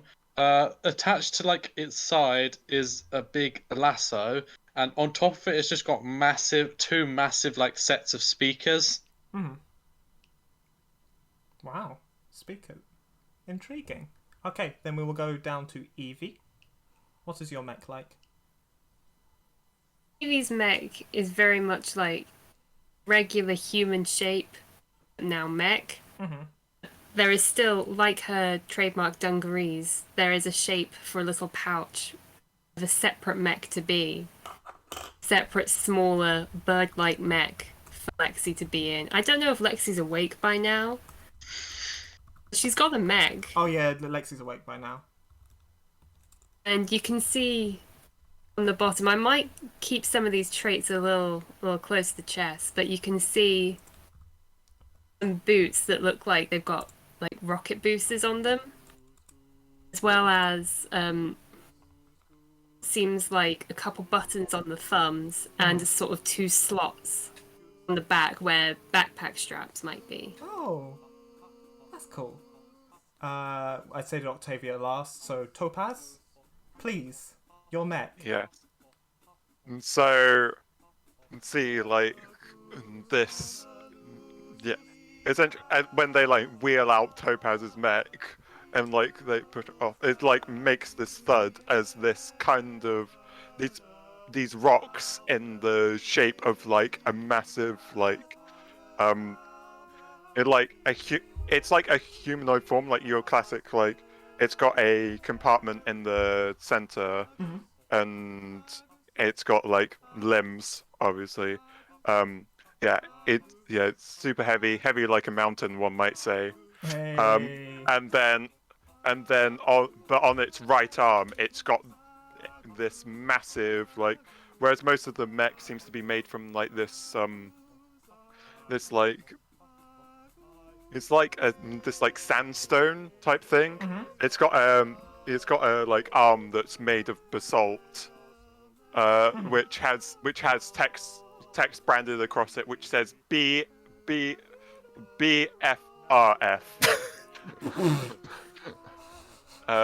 And also but while this is going on, you also notice like Diamond appear to like climb into something and then they vanish. Okay. I'm just zooming into the battle arena for the people at home. And finally, I mean, I will do the Bachelor mechs very briefly after this, but Octavia. Octavia, as others are doing things, mutters, "Finally, one's excuse to leave this dreaded outfit." And she sort of walks up and in the middle of everyone says, "One is grandly fascinated by the ways in which mortals can wage war. Allow me to show you what an immortal can do." Her jaw distends, and just mist flows out of it, covering her. Envelops her with a clank of metal, and it clears to reveal an ancient suit of plated armor. She flexes her hand, and the air and shadow coalesce into a wicked maul. With a deep, echoing laugh, you watch as she just plummets into the mist, and her laughter spreads throughout the distance. And then very briefly, Adara's mech has 8 arms because he's quadrupedal and got double arms. Also has a lasso and a shark cannon. We'll see what happens with those, but otherwise it's basically just like, you know, the sphinxes you see in Egypt, like the actual big sand sculptures. Basically that, except not made out of sand because that'd be a really bad material to make a mech. Then Goblin's mech is a very small mech that looks like it could grab onto others. It's made out of loot boxes. And it's got a backpack consisting of the other 4 goblins. Oh, 5 even. The other 5 goblins who are just clawing on for dear life.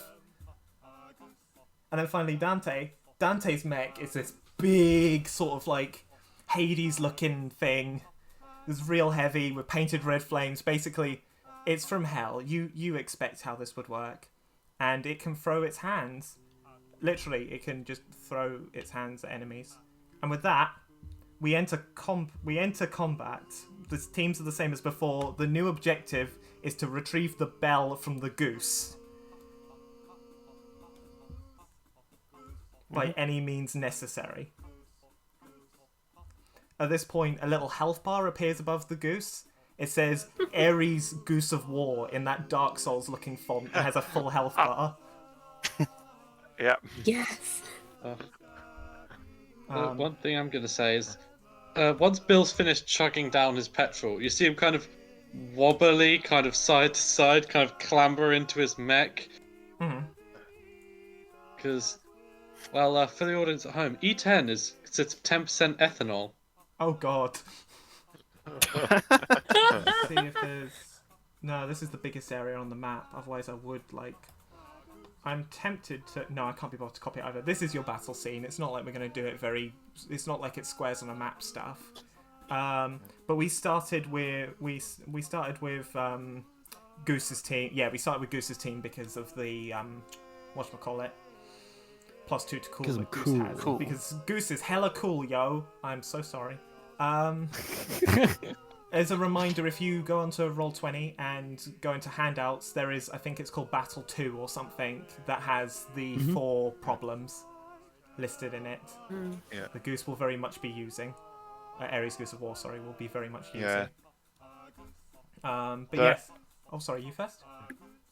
I was thinking, like, if we're into the combat, like, yeah, I've got an idea for what Topaz is doing. Cool. In which case, given that you're on Goose's team, I'm very happy for you to go first. Okay, so Topaz is going to immediately like take point as a bulwark for her team, and she's going to like essentially like anchor in place, like start to move forward, and she's essentially I'm going to try and solve the gust of relentless rage problem. We're using the fact that my mech is heavy like a mountain, and so it doesn't. So try and like use that to like block the wind from your team affecting my teammates. Oh, that's a really cool idea. I like that a lot. How the hell do you turn this into a mechanical roll? Let's see what happens when the goose next uses it. That seems fair, right? Yeah, sure. Yeah, that seems fair. Although, I mean, I'm just delaying the roll inevitably, so let's just get it done. I assume this is just make good TV with something like confidence. Yeah, probably. Cool, go for it.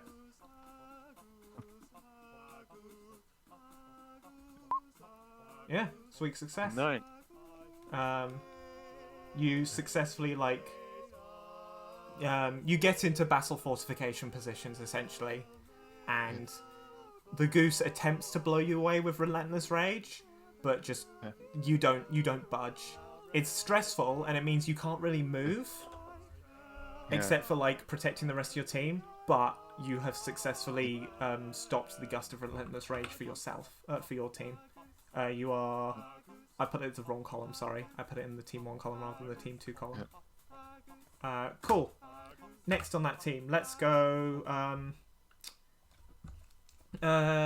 Goose. Sure. Just like the music said. A goose. A goose. Cool. That was so weird recording that. I'm sure It's it was. great, by the way. Thank you. I'll talk It is about definitely it a at the boss end. theme. Yeah. But So this anyway, goose, is it in its own mech, or is it just a giant goose or something it's like basically just a giant rocky goose. Like, that? essentially a rocky goose golem. specifically. Okay. Gooseland. Yes, a gooselem. Not to be confused with a gooselem, which is a goose slalom. Okay, well, I'm not really sure like how big this thing is, but I'm gonna try and get bigger than it by transforming into a dragon inside my mech. Yes. Which, if I am correct, transforms the mech into a dragon That is mech. correct. That has actively been ruled. So a whole bunch of parts start opening up and making way for certain extensions to happen and more plating to come into place. And suddenly this mech has grown wings and is now on all fours in the long, elongated dragon-like form that you previously saw, except rather than all silvery, you know, lots of like iron and red paint all across it with like fire, especially like across the wings. There's lots of fire paint. And I'm just going to pounce over towards it and try and like grab around its beak and just try and hold it shut to stop the velociraptor bite. Sure. That sounds like confidence to me, right? Yeah, Yeah, I go mean that's for what it. I'm going for. And what I am going to do is I'm going to send you in front of the goose, because whatever happens, you will be in goose range. Ooh. Oh no! Well. I think I might use a spotlight point Okay, go for it. because I rolled really bad on that. You did. Oh, that's much better. That's all right. Yeah, that's a 9. That was a 6 originally for the people at home. Yes. That's with some sort of... Yeah, I know how to do this. You grab Okay. the goose's beak. You successfully, like... So what, are you essentially, like, curling around it? Or, like... Yeah, two because my claws dragon around? form is like very snake-like. Yeah. It's got European dragon vibes, but it's very snake-like. So I'm just like going over to it, grabbing on with my claws, and then proceeding to wrap my tail and neck around it to try and hold it shut. Okay. Can you remind me what your 3 traits are? I have. Let me find it. That's okay. Can transform into a mecha jet plane. Mhm. Painted red flames make it go faster, and flamethrower mouth. As you do this, you manage to scrape against the goose's knife, ruining the paint job. No, the most important trait. Cross it off for me, please. Certainly. The disappointment in your voice was second to none there. Right, in which case we'll go into Evie. Evie! So, Oh, and I do need to mark off, whatchamacallit, Velociraptor bite. I'm gonna have a stab at these uncooperative camera crews, because I think what I would have noticed is, like, you know, the people kind of coming into swarm to get a good look at this battle and knowing, oh, they might get hurt, or like, you know, they might get in the way. I try and get the attention of some of them, not all of them, because I still want it to impede the other team. And do one of my traits of a magical girl transformation, Yes. where out of my back grow these wondrous wings. Bit that kind of looks like hair starts to be more hair. So as you do, whirling around, whirling and twirling. Maybe my bird joins in. I'm creating performance art, baby. Let's go. Oh, go for it. Give me that roll. I assume this is Oh, no, it's performance art, so it's confidence. Unfortunately, it's confidence, but I'm not gonna let that stop me. Oh, you didn't. It's a 7. That's a weak hit. So what are you trying to do with this? You've got the 3 choices. What is it? Oh god, sorry. Ignorable, exactly as intended, and frugal. Yeah. I think I say unignorable because what I'm trying to do is a distraction, but I feel like then it will distract too many people and be too successful. Yeah, I think that's a... You know what, go I think for that's the it, cost. Yeah, I think there are 2 little costs I can associate with this. You transform, and Goblin just looks on in awe Like, it's like all the anime he's binged. All of it. Every single bit of anime that Goblin has seen has led up to this moment. And thus, Goblin's just going to skip his turn. And also, I'm going to say that it was very powerful to the point at which you can't do anything else this turn because you've just sort of strained the reactors or whatever. Okay. But you are transformed? That seems fair, So right? successfully the camera crews? Oh, yeah, ooh. They are distracted and will definitely disperse on something else. I don't want you Spend a solving all of your spotlight problems. No. I don't want you solving all of your problems on turn 1, please. Let's make it a little Come bit more on! Turn 2. Turn 2. I'll give it to you on turn 2. Okay? Fine. They're not distracted yet. Or they're looking on in awe, but they're still a problem. In which case, we move on to the other team. Okay. I have. Go for it. So, to explain my traits, a quick excerpt from the proverb, "The slaughter upon the Alenia Moor." Okay. It walks in the mist. It has a strength of 100 soldiers, and the speed of a screaming arrow. So, can I see like a director anywhere, or any form of where these uncooperative camera crews, someone who might be in charge? Oh, go on. Let's. Do you want to figure it out for me? Okay.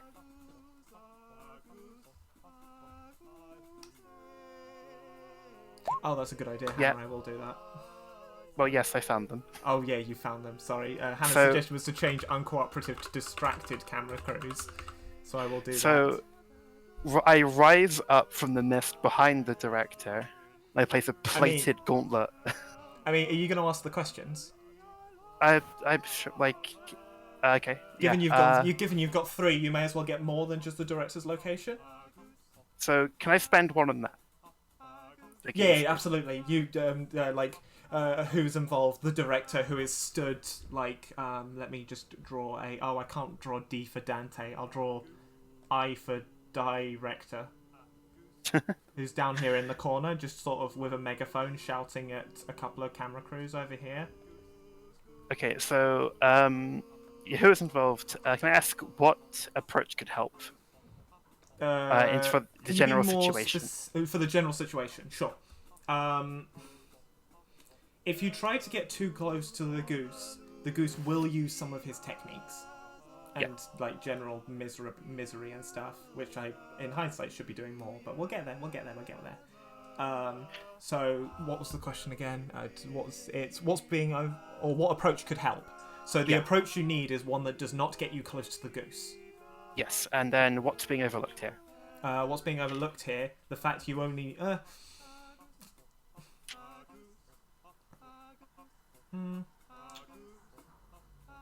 A well-timed opportunity seizing could avoid you having to spend everyone trying to prevent each of the goose's abilities. Mm-hmm. That was barely a sentence, but I think some point was made across. Some point got across. Okay, that's I know what I would like to do. Okay, what would you like to do? Walking through the mist with the speed of a screaming arrow. I'd like to rise from the mist behind the director. Sure, you are here. I place a plated gauntlet on his shoulder, grasping very tightly, and I say, "One possesses a deep, deep hunger. Now, you will do as I say." And I get very close. I put my head up to his. And you You become the object of my craving. Oh, intimidation. Yeah, I definitely want a roll for that, please and thank you. Yep, cool. Yeah, cool. Or cool or confidence, to be honest. Either of those is I think either of those would work in this situation. I'll go you for are cool. You are aggravating someone, or you are being angry. 9. That's German for no.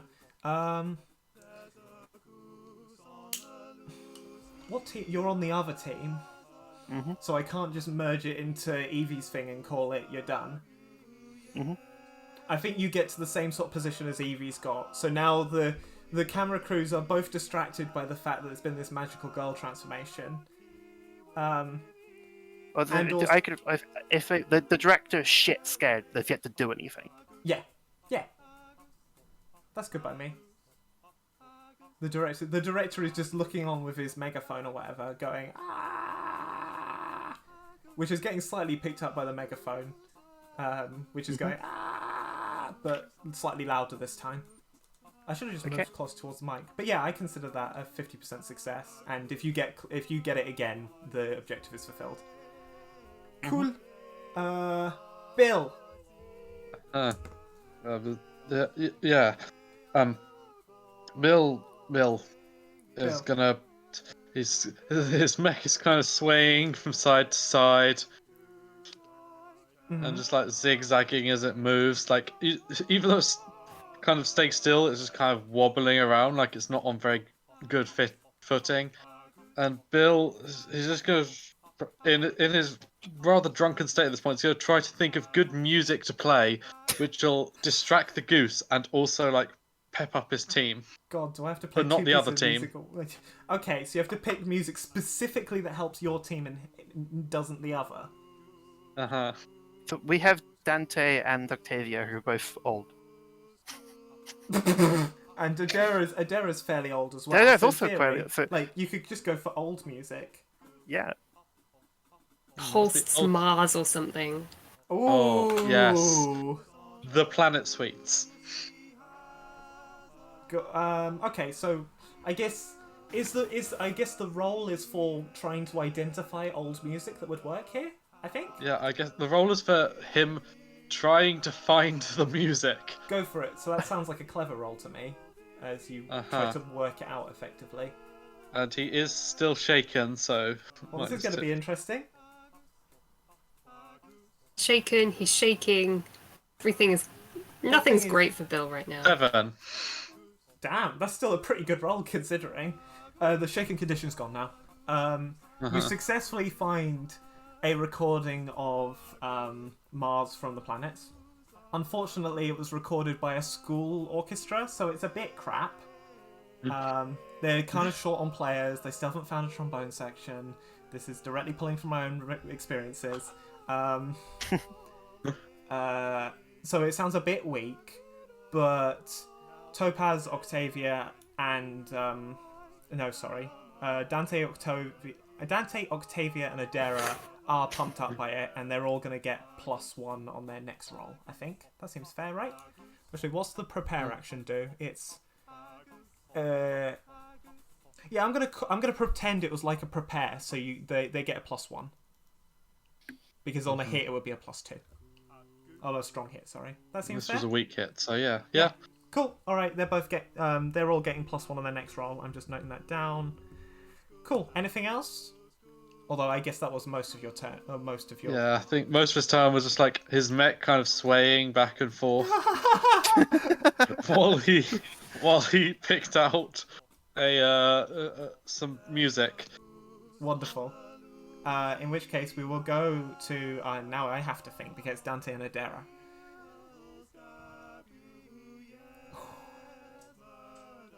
Oh no, I've used both of Adara's abilities, so there's nothing new there. Oh, Dante can summon people. Oh, here we go. It's spice time. Wait, hang on. I really hope I've got that right. Bachelors, repaid debt in quotes. Fantastic. That's exactly the ability. Dante is going to perform repaid debt. Spend a spotlight point. Done. To name a non-player, non-important character and an errand for them to run. The character appears out of nowhere and runs said errand. The character will do it to their best of ability. Furthermore, in the mech section, if a devil uses repaid debt, the summoned person has a mech.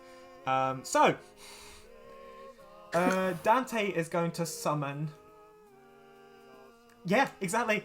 Dante is going to summon the character I had originally when writing this episode. Sir Goose Snatcher Esquire. Yes! Who appears in his own mech. He's very much the sort of... He's a human. He's the sort of explorer type with the big bushy moustache and the domed explorer hat. And his mech is based... Carry her, lads! Yes, exactly that. And his dome his mech is basically the ship that Dr. Eggman, sorry, I forgot his PhD. The ship that Dr. Eggman flies around in, except with legs. And Dante says, "Get that goose."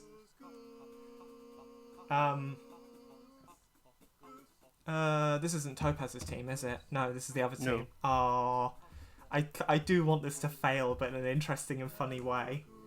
Or actually, no, this is Team 1. Team 1 doesn't have any things yet, so.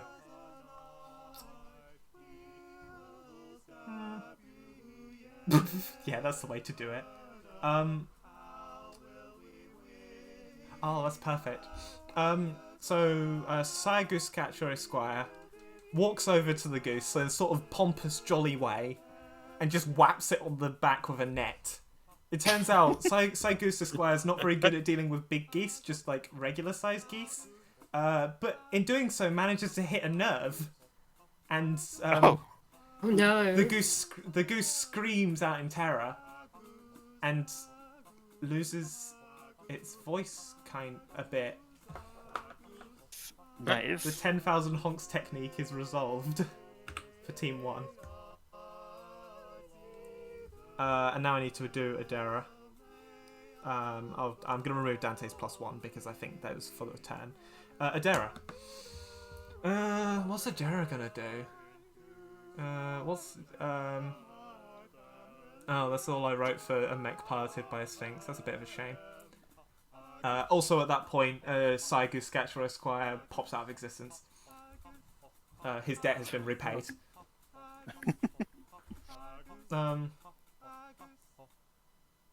Adera is unsure what to make of the situation because he wasn't expecting it, and looks around nervously and sees the camera crews. And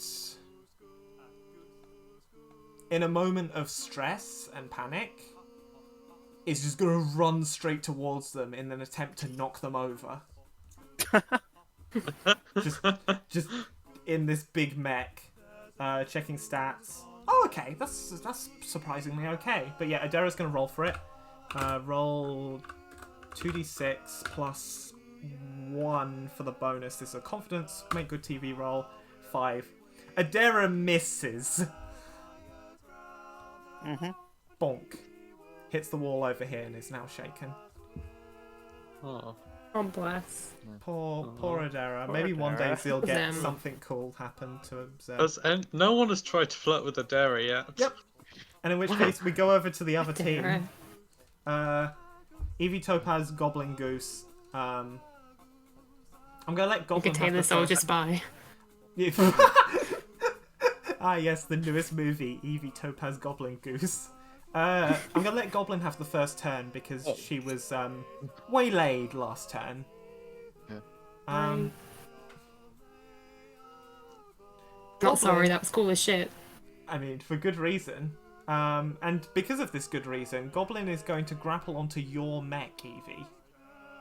Yeah, boy. Let's go. You now have a second backpack, which is full of goblins. Oh, actually, I didn't roll that. Let me check some. I say check some text. Let me see if this will be funny. Yes. Goblin is going to spend a goblin to create something that will help him. Hannah, prepare the obituary. Yeah, prepare the obituary, please, Hannah. Thank you. What's Goblin gonna? Oh, I know what Goblin's gonna prepare. So you know the phrase. Don't bring a knife to a gunfight. So Goblin's going to bring a gun. A knife fight. Good. A goblin gun. It's a goblin gun. Goblin aims. I'm gonna roll for the shot and spin. I'm gonna roll that the goblin gets spent no matter what happens here, because I think that's inherently hilarious. It's like, what did you do? I fired a goblin. Cool. That seems fair, right? Yeah. Yeah. Oh no, I don't like this. Suddenly doesn't seem fair anymore. Goblin misses with a 6. Ugh. Rest in peace, the new Zoomy fighty youngster. We barely knew ye. For reference, Stop killing goblins. Never. Said goblin is thrown off of the boat. Rip goblin. Also, that was a terrible shot, goblin. Jesus Christ. And we go over to the actually sensible people now. I've got an idea. Go for it, Topaz. Okay. It's like Topaz mech is like bulwarking against like this gust of relentless rage. Yep. Well, like you see her stance shift slightly, and you hear the sound of plastic hitting rock. I would like my cult to have a swing at this goose after vaulting off of Topaz's back, using the trait. Hold on, let me get this up. Yeah, because what's the exact text? This is very specifically wording. Yes. I don't know why. I don't want to know why. I shouldn't have to wonder why. But the cult has a fricking cloaking device. So this is the challenge. I want to make you roll for this, but I also don't know the cult's stats. Actually, no. I know this is just a like regular cult roll, and you might end up sacrificing a member of the cult. Unwavering allies roll.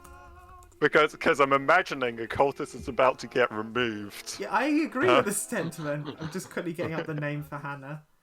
But go for the roll. Yeah. I'll spend my remaining spotlight point to re-roll that. Okay. Oh my god! Hey! Casual upgrade from a 5 to a 12. Very nice. Fucking vault this mech. So what, do they like decloak mid-fight effectively? Yeah, well, I imagine like, they're not.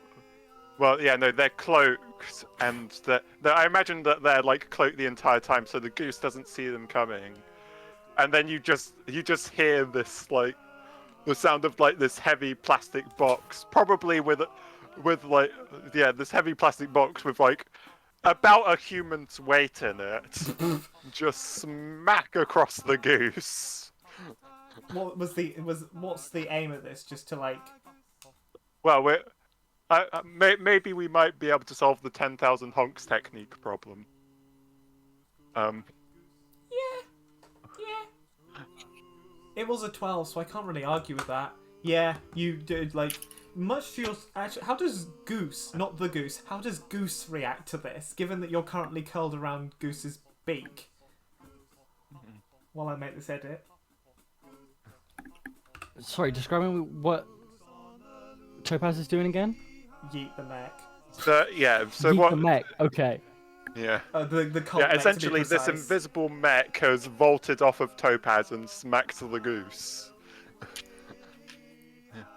And you can probably see like a light shimmer in the air. Like it's probably not totally invisible, but it's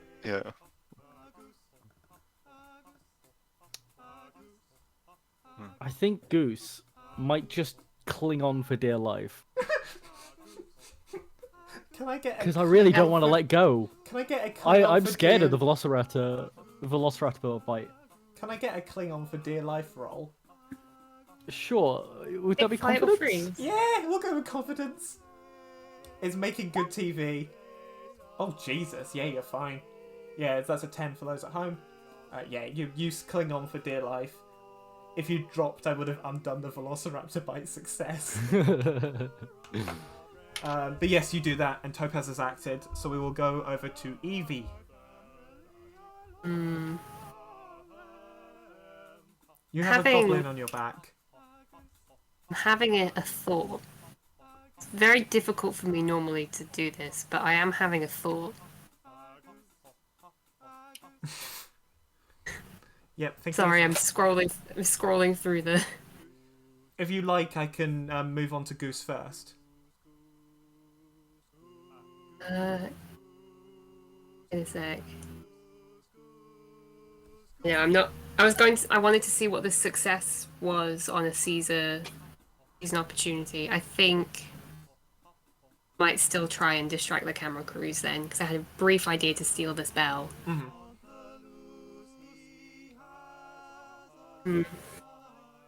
I've already done the magical girl transformation. That's right, you are in magical girl form right now. I have a goblin on my back. I have many goblins, in Yes, fact. on my although back. one less than you previously did. Right, yeah, poor thing. May it rest in peace. Lol Lamau. Rest in pieces. Bing bong, this is your captain speaking. Lol Lamau. End of message. You know what? No, I am going to seize this opportunity. Oh shit. Alright, it's a season opportunity roll. Please explain how you are retrieving the bell. I would like to press the buttons on the thumbs of this mech and hope that the goblin comes with me when I use my becoming small ability Okay. and shrink real small like Ant-Man does. Okay. And then what are you doing with that, sorry? I'm going to zip over and try and nick the bell that's distracted. Can't see me. I'm small. For John Cena. Yeah. The risk, but I'm going to give it a go. So this is essentially like a sneaking roll. Yeah. Okay, that sounds cool. And it's -2 because you have one unsolved problem. That's two. But what would my stat be here for sneaky? Cool, definitely. Cool. Oh dear, I shouldn't have done this. Yeah, it's fine. What could go wrong? It's literally not going to work, but you know. Oh, I see. Well, see what happens. It's fine. You might get a double 6, and then what? Double 6 minus 4 is still like, oh dear. Nope, that's a 2. Oh dear. So the summary is... Oh, I know how to do this. This is far too I funny. have one more spotlight point. Oh, but I'm still... okay. Do you want it? There's 20 minutes left in the session. I'm using my spotlight point. Yeah, go for it. That's a perfectly reasonable reason. 8. 8. Ooh. Yes. You seize an opportunity, and you grab the bell. The goblin doesn't shrink with you. So instead of being stealthy-like, instead you sort of just smack the goose in the face with an army of goblins and grab a bell. Oh, I feel like that's better. The goblins are unhappy with you.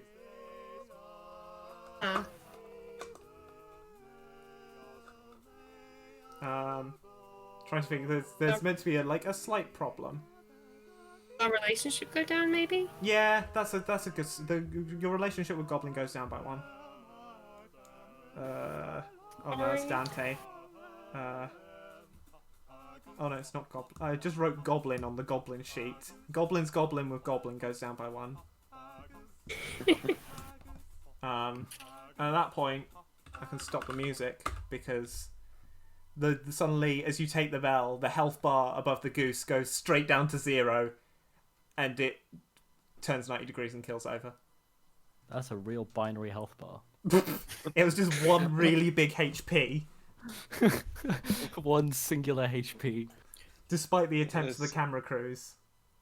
1 HP, 40 AC. Yeah. Okay. That was good. That was good as well. I think for these kinds of closer combat situations, it makes more sense to have people take turns on alternate teams rather than just all in a team at first. Yeah. But that's okay. It's only winning the challenge. At this point... oh, yeah, sorry. I had an idea, but it might be a little late. Go for it. What I thought could be fun, because if Evie grabs the bell, and I thought I could appear next to her with the speed of streaming arrow, and then instead of trying to steal it and win, being clever, basically yanking the bell towards her to give her more leverage on it, as an attempt at a clever flirt. What I'm going to suggest is that, given that everyone didn't get the same number of turns, we go through the rest of the turns for people to do stuff with this goose. It's in or like teleporting, basically in this time. So you could do that in this time. Would that seem fair? Okay. Yep. All right, Goose. Everyone else will get one more go. Yeah, it's effectively. So Goose, this bell has just been stolen under your. In fact, actually, yeah, that's really good because then maybe somebody can steal the bell from Evie. Wonderful. Okay, Goose, what would you like to do? That's much more fair. Oh, it isn't. It affects me badly, but it's not fair.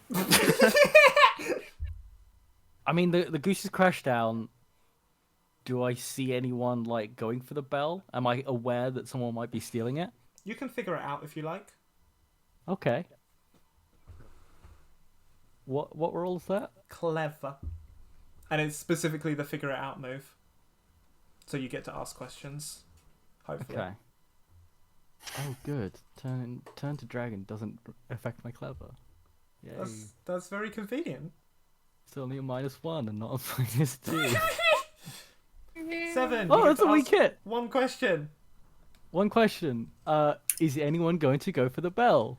Evie has already gone for the bell. You see, like in the corner of your eye, a large pile of goblins and a small mech dart and take the bell with them. Goblin is very much on your team. Okay.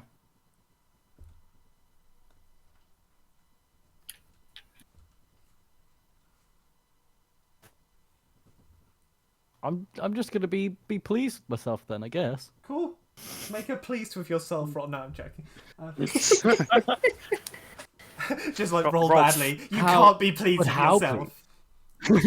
roll self-confidence. Oh, bless. -2. I'll say it's very strangely silent now we don't have the goose music. Yeah, it is, isn't it? I can put on something else. Okay. Yeah, you're self-confident. You're all good. I'm mildly self-confident. In which case, we will go for Dante's Infernos. Octavia, you had something in mind, so I will let you just narrate that while I look at the music I have. The idea I did have was using my abilities to appear next to Evie. Yeah. And then, attempting a clever flirt of helping her at the right moment. Sure, go for it. That's a clever flirt. Of just using my strength to get it, just to assist. Okay. Yeah, that seems fine. Go for it. I think you get a +1 because you're already so close. So, cool. Is there a type of shenanigans also going on? I don't know. Eve will have to. Clever is not on my type. Okay. Oh, whoops. I put the wrong command in. I'm preparing the music for if this goes well. Yeah, that's you taking the shaken or the +2? I'll take the shaken. Cool. You managed to do it, but essentially knock yourself over in the process and end up on the floor. That seems fair, right? Mm-hmm. And Okay. at that point, in the Oh, could I wait? I have alternate idea. I've done it, but I sort of in the moment then realized my entire team saw me do that. Yeah. Oh. I also have an idea of something to do. For you to do. Yes. Yeah, we'll do that in just a second. All I'm going to do is, as Octavia and Evie lock in their eyes, Somebody to Love plays. So We're up to 5 Bill, now. you're up. Yeah. Okay. So I'm gonna use a spotlight point, Yes. Ooh. and the camera flashes back to a point previously in Bill's life Okay. where he just happened to find his way to Amarillo in Texas.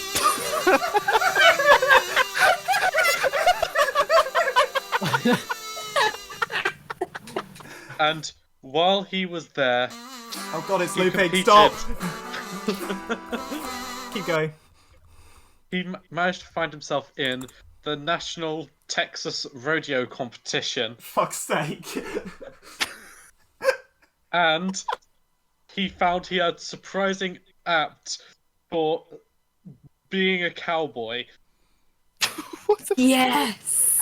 And so Yeah. his mech takes out the lasso from beside it and begins spinning it round and throws it to try to lasso the bell and pull it to him. Oh, No! Go for it, go for it, go for it. What role will this be? Cool. But you also you spent the spotlight point to get the hobby, didn't you? So you get the +1. Yes. Yeah. I get the +2 because I was born for this. Oh yes. Yeah. Go for it. Go for it. Go for it. This might genuinely work. No, don't let it work. I want the bell. That's a 10. That's a strong No. hit. I was only gonna let it happen on a strong hit. You lasso the bell. No.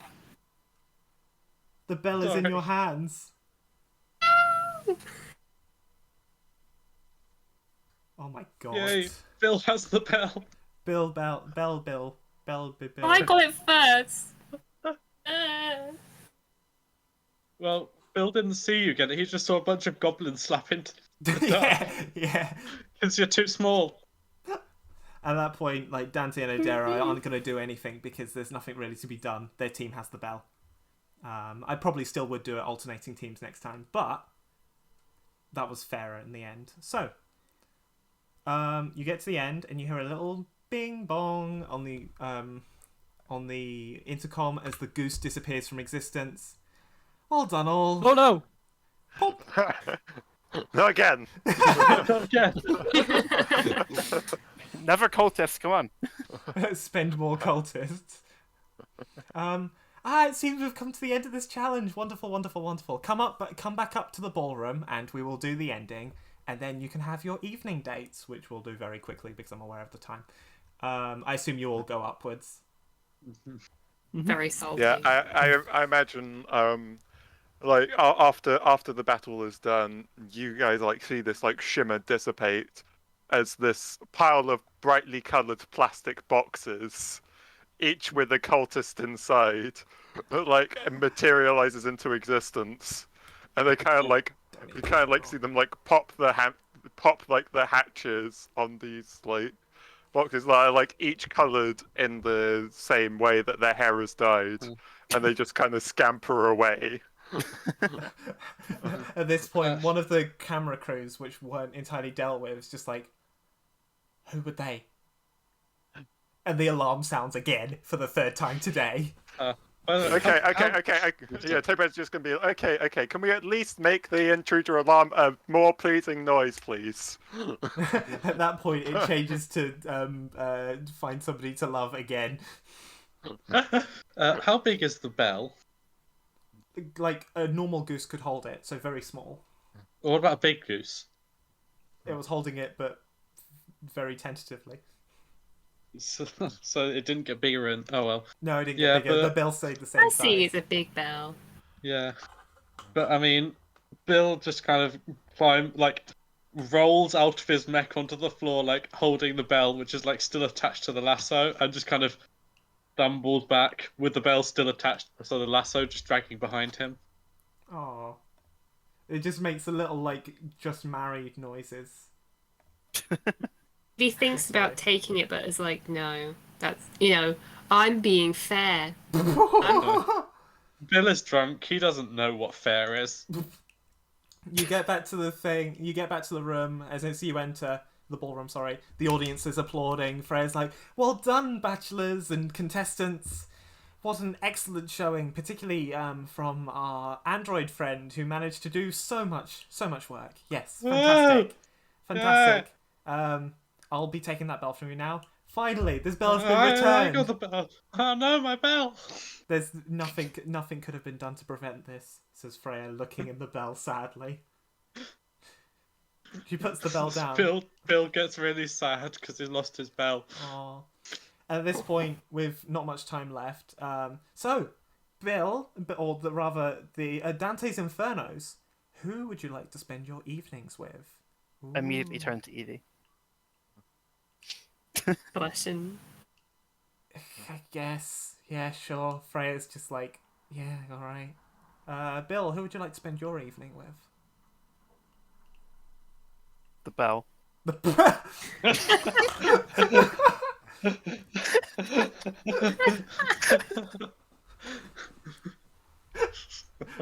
Seriously though, who would you like to spend the evening with, Bill? Bill doesn't actually know. He's very confused. But I think, looking around the room, how do people look?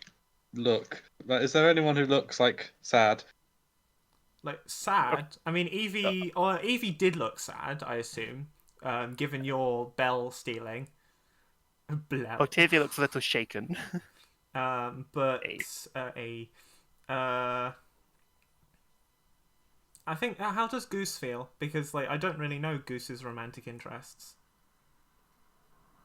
I don't know. Goose has just had a fun time, really. Yeah, honestly, that's really fair.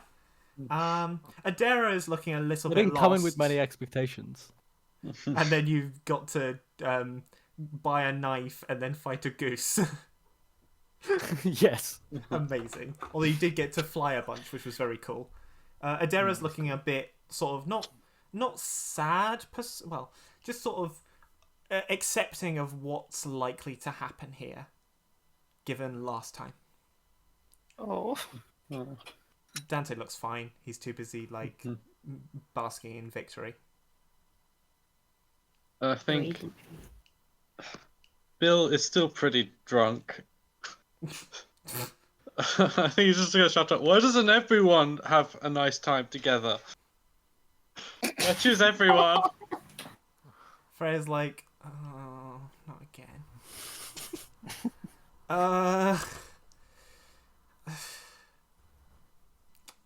I mean, I can't really stop. I mean, I can really stop you. Let's see what the other people have to say. Topaz, what are you thinking? Like, Evie's already been ticked off, and Goose has admitted to being pretty fine, whatever, to be honest. So, are you thinking anyone in particular, Topaz? Please, someone go on a. Oh. I think Topaz is going to turn to Goblin and say, "Hey, I heard that they had a karaoke bar here. Mm-hmm. Do you want to figuratively," looks at Freya intensely, figuratively, and start a fire in the booth? Freya pulls out a walkie-talkie and gently reminds the staff of Goblin's Escapade. volatility, let's say. Yeah. But Goblin looks up and goes, "Actually, that's a flirt roll. Can I have a flirt roll?" Yeah, Topaz is also winking at Goblin. Yeah, that's definitely a flirt roll. That's a charm flirt roll if I ever saw one. Mainly because I want some more flirt rolls. The problem with conflicts is the confidence? why not charm? Or Because I don't like charm. But actually, to be fair, charm is that bad. Sure. And this is going to make me regret spending my points, isn't it? Yep. Cool. Goblin doesn't get it, and you lose a ROM with Goblin. Gosh damn it! A fight. Yeah. A figurative fight. I don't like singing. No, thank you. Okay.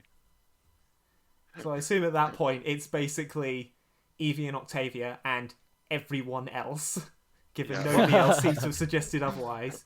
So Why not Adara excuse? Yeah. And Topaz, just for the audience at home, Topaz now has one rum with Lily, and that's it. Yep, that adds up. Meanwhile, Goblin is universally disliked. -1 with Evie, -1 with Bill, 0 with Topaz. Okay, sure. So where are Evie and Octavia going? Wait, just a quick thing, Topaz. Do you want Evie to be your date for the night? not Evie. Lily. I What to say? I was Being I was- offered up? No, I was thinking about what I was going to do. Sorry, No, I think she's fine on that front. Lily's off duty today. Cool. Yeah. Where are you two going? So I did have an idea using one of the new hobbies I gave Octavia. But first, can I do one of Octavia's breathing techniques to try and prepare out of the shaken? Yeah, go for it. Thank you. While you're doing that, in fact, I will ask the others. Where's the big group going, Bill? Bill is gonna lead them to the aquarium tunnel. That's a really lovely idea. I will take them all over 'Cause there now whilst... Bill wants to go into the aquarium. Just, like, into the aquarium? Into the aquarium. Cool. I should have been a flat roll. So So happy with water. He's still in his goose catching gear, which is like sealed, so he can go into Amazing. the aquarium. Yeah, go for it. Needless to say, your preparations do not work. yeah. Do I shake the shaken? Sure. Yeah. Okay. I will make something bad happen later, I'm sure. In fact, I have a perfect idea for that. So where are you going? The idea I had, because one of the hobbies that Octavia's had for a long time, as it was her profession before she became a vampire, is that she's a singer. And if I may, for in the morning, can I say Octavia wrote a song for Evie? Give me creativity roll.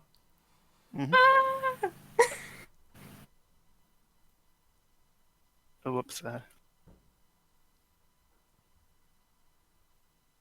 Creativity is...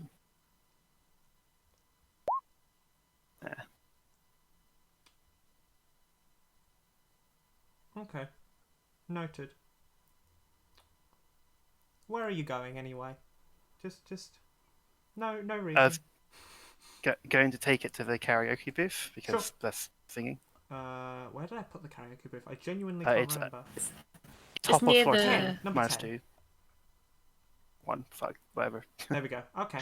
So on the way to Well, as a question, for writing a song, would I get +1 from hobby for singing? oh, actually, yeah, that's acceptable. Sure.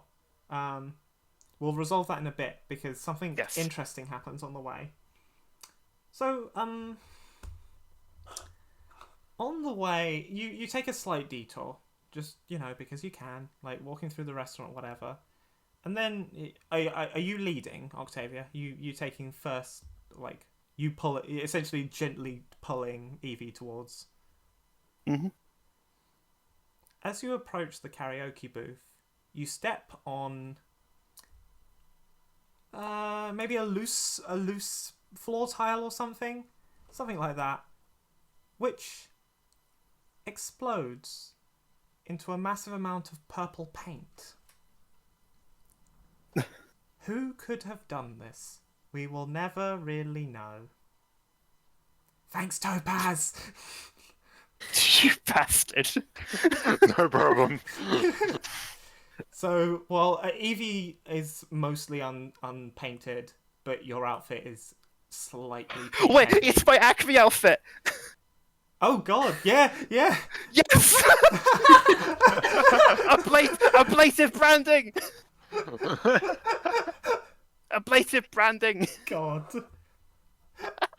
Oh, Yes! I was so happy that somebody took on the offer of making some mischief, and that was a reasonable amount of mischief. Although I say that, should I play back the tapes, Topaz? If you want to, yes. I mean, so tell me, this is a bit of a surprise for you, isn't it? Hearing about some paint explosions. It would be a surprise to... Well, it would... Topaz would... Well, it wouldn't be a surprise to Topaz, even though she didn't know that it was going to happen previously. Yeah, so I'm taking the kind She knows her cult members well enough to know that... Yeah, so I'm taking the Fuck's kind sake, it's approach. not You're not going to them. lose anything out of this because it was a fun prank, and like if anything, I'm playing the tapes back so then it's not you that looks bad. Yeah. Because that's Has important. Octavia met Amethyst yet? I presume this is the work of. Yes. I don't know. Has she? Oh, no, yeah, Amethyst appeared in the first episode. So very you might have briefly? caught a glimpse on her. She handed Goblin the obsidian knife. Ah, okay.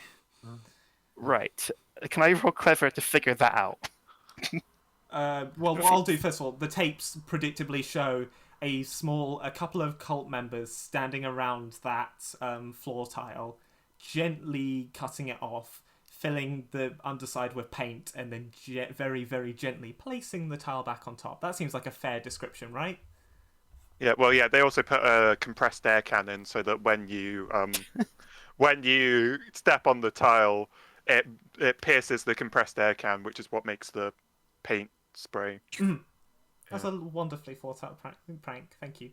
But yeah, the cult members do exactly that. Topaz is nowhere to be seen. Topaz is not guilty in the slightest. Okay. Unless like she's done some weird cloaking magic or whatever. But that's Well, I think Octavia will turn to Evie and say, "Look, clearly quite miffed." Heads to the karaoke. One must take the excuse to change out of this horrible apparel. cool. And I'm not going to make you sing the song because I assume you haven't planned this far. Oh, if nothing else, Octavia's probably a soprano. I'm a bass.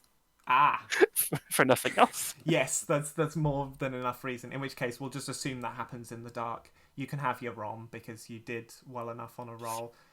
So that hits 6 ROM? Oh god. Okay. Between this session and the next, I will make some thoughts about ROM going above 6 because otherwise it gets kind of ridiculous over 5 sessions. But that's a Good job for old later. classic ROM speedrun. Yep.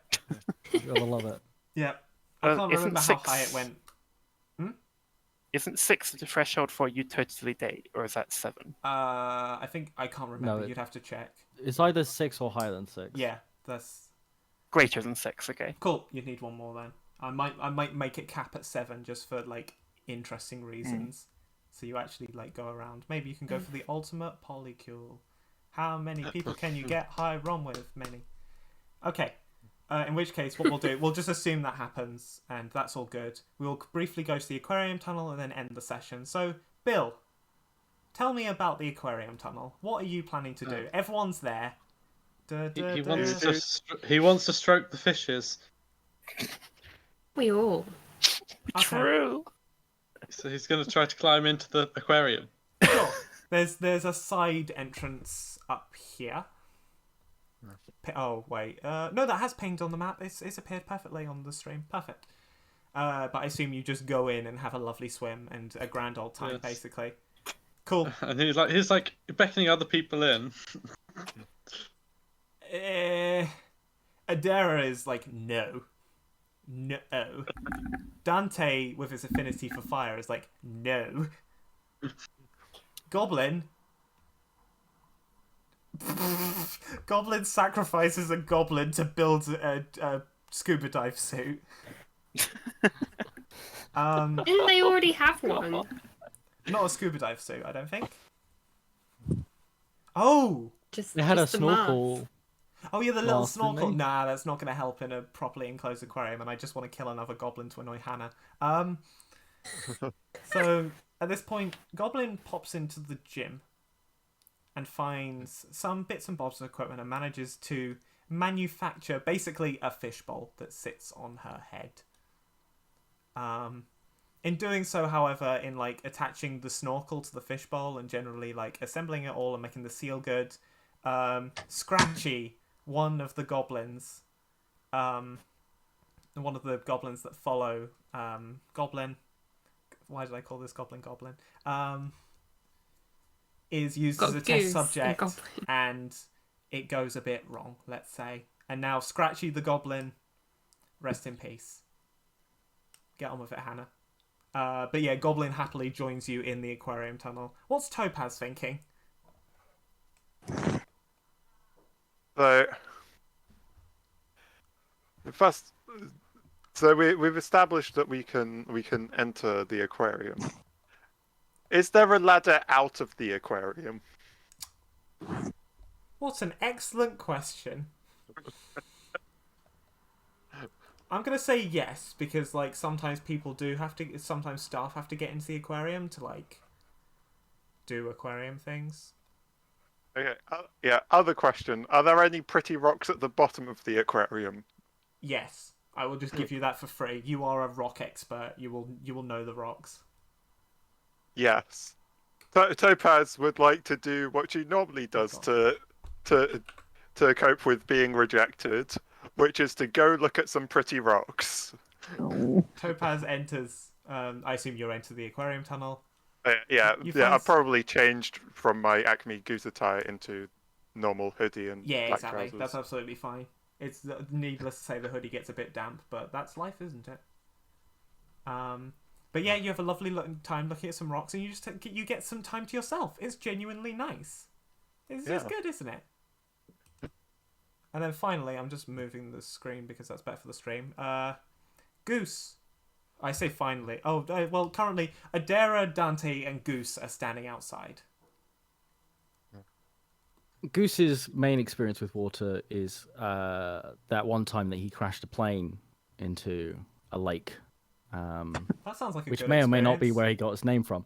But, you know, generally not a great experience. Not looking for, you know, any water experiences again.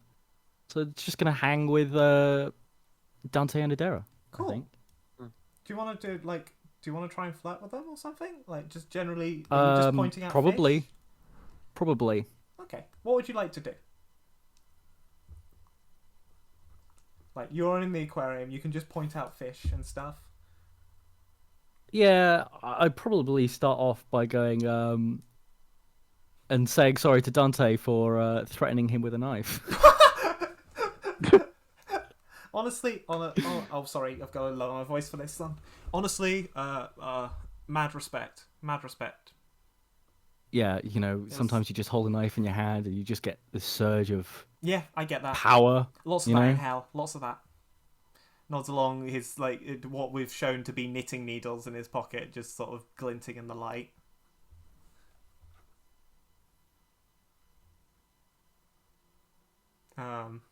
Yeah, that's acceptable. Yeah, I understand. Say, you were pretty cool with that knife back there. You think? Yeah, real. Proper dangerous. I was concerned. Like, obviously not that concerned because I'm Lord of Hell. Like, you don't really get concerned. Yeah, of course. You don't Yeah, really yeah. get that much concern, do you? Concern? More like Schmunzern. Am I right? Haha. He high fives himself.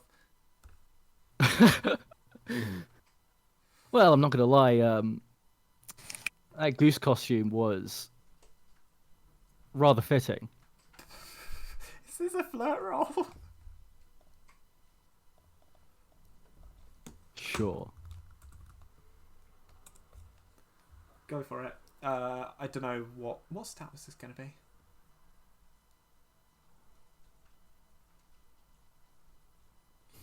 I mean, it's probably just a basic charm, right? Yeah, go for it. Oh no. Fuck. What's the roll? I'm not at the table. The roll was a 5. Uh-oh. I'm guessing you're not. Are you going to any spending? I don't have any. Well, Dante is unhappy. Again, isn't this the second time today where he thinks that someone's being insincere?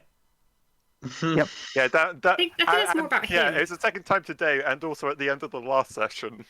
God. Dante just isn't a very trustworthy person. Or a very trusting person, rather. I mean, yeah, trusting. Because it's just like, yeah, it made me look like a fool, didn't it?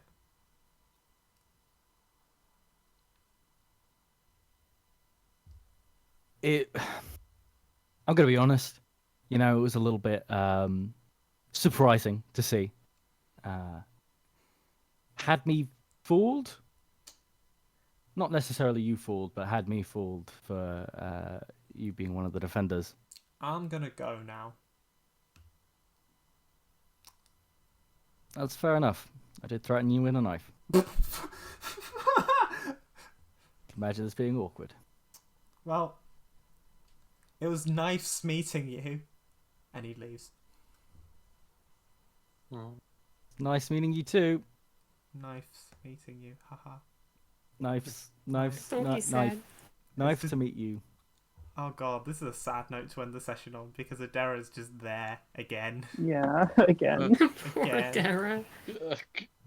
Can something happen from inside Yeah. the tank? Yeah, watching. Tries to cheer her up by yeah. like showing a different fish. Honestly, yeah, that seems really good. So Adara's just sort of stood there with Goose looking at the fish. They're nice fish. But what do you want to do? Like, sort of do a silly dance? Or... Maybe, like, uses, like, clever skills to find the fish that would normally, like, hide away but are really, like, nice to look at. Oh, go for and, it. like, tempt them out to show. Yeah, that's a flirt clever roll. With Adara. Yes. Come on, let's go. That's 13. Yeah, you fucking... Yeah, congrats, both of you gave him a rom. Adara is no longer Yeah. alone. The curse is lifted. Also, hopefully, with like more fleshing out of Z's character, things will get better. But Z smiles, just like looking on. It's a genuinely lovely gesture, and yeah, that's probably the first time you've seen Adara smile like that in the whole cruise. Bill is happy because he likes other people being happy.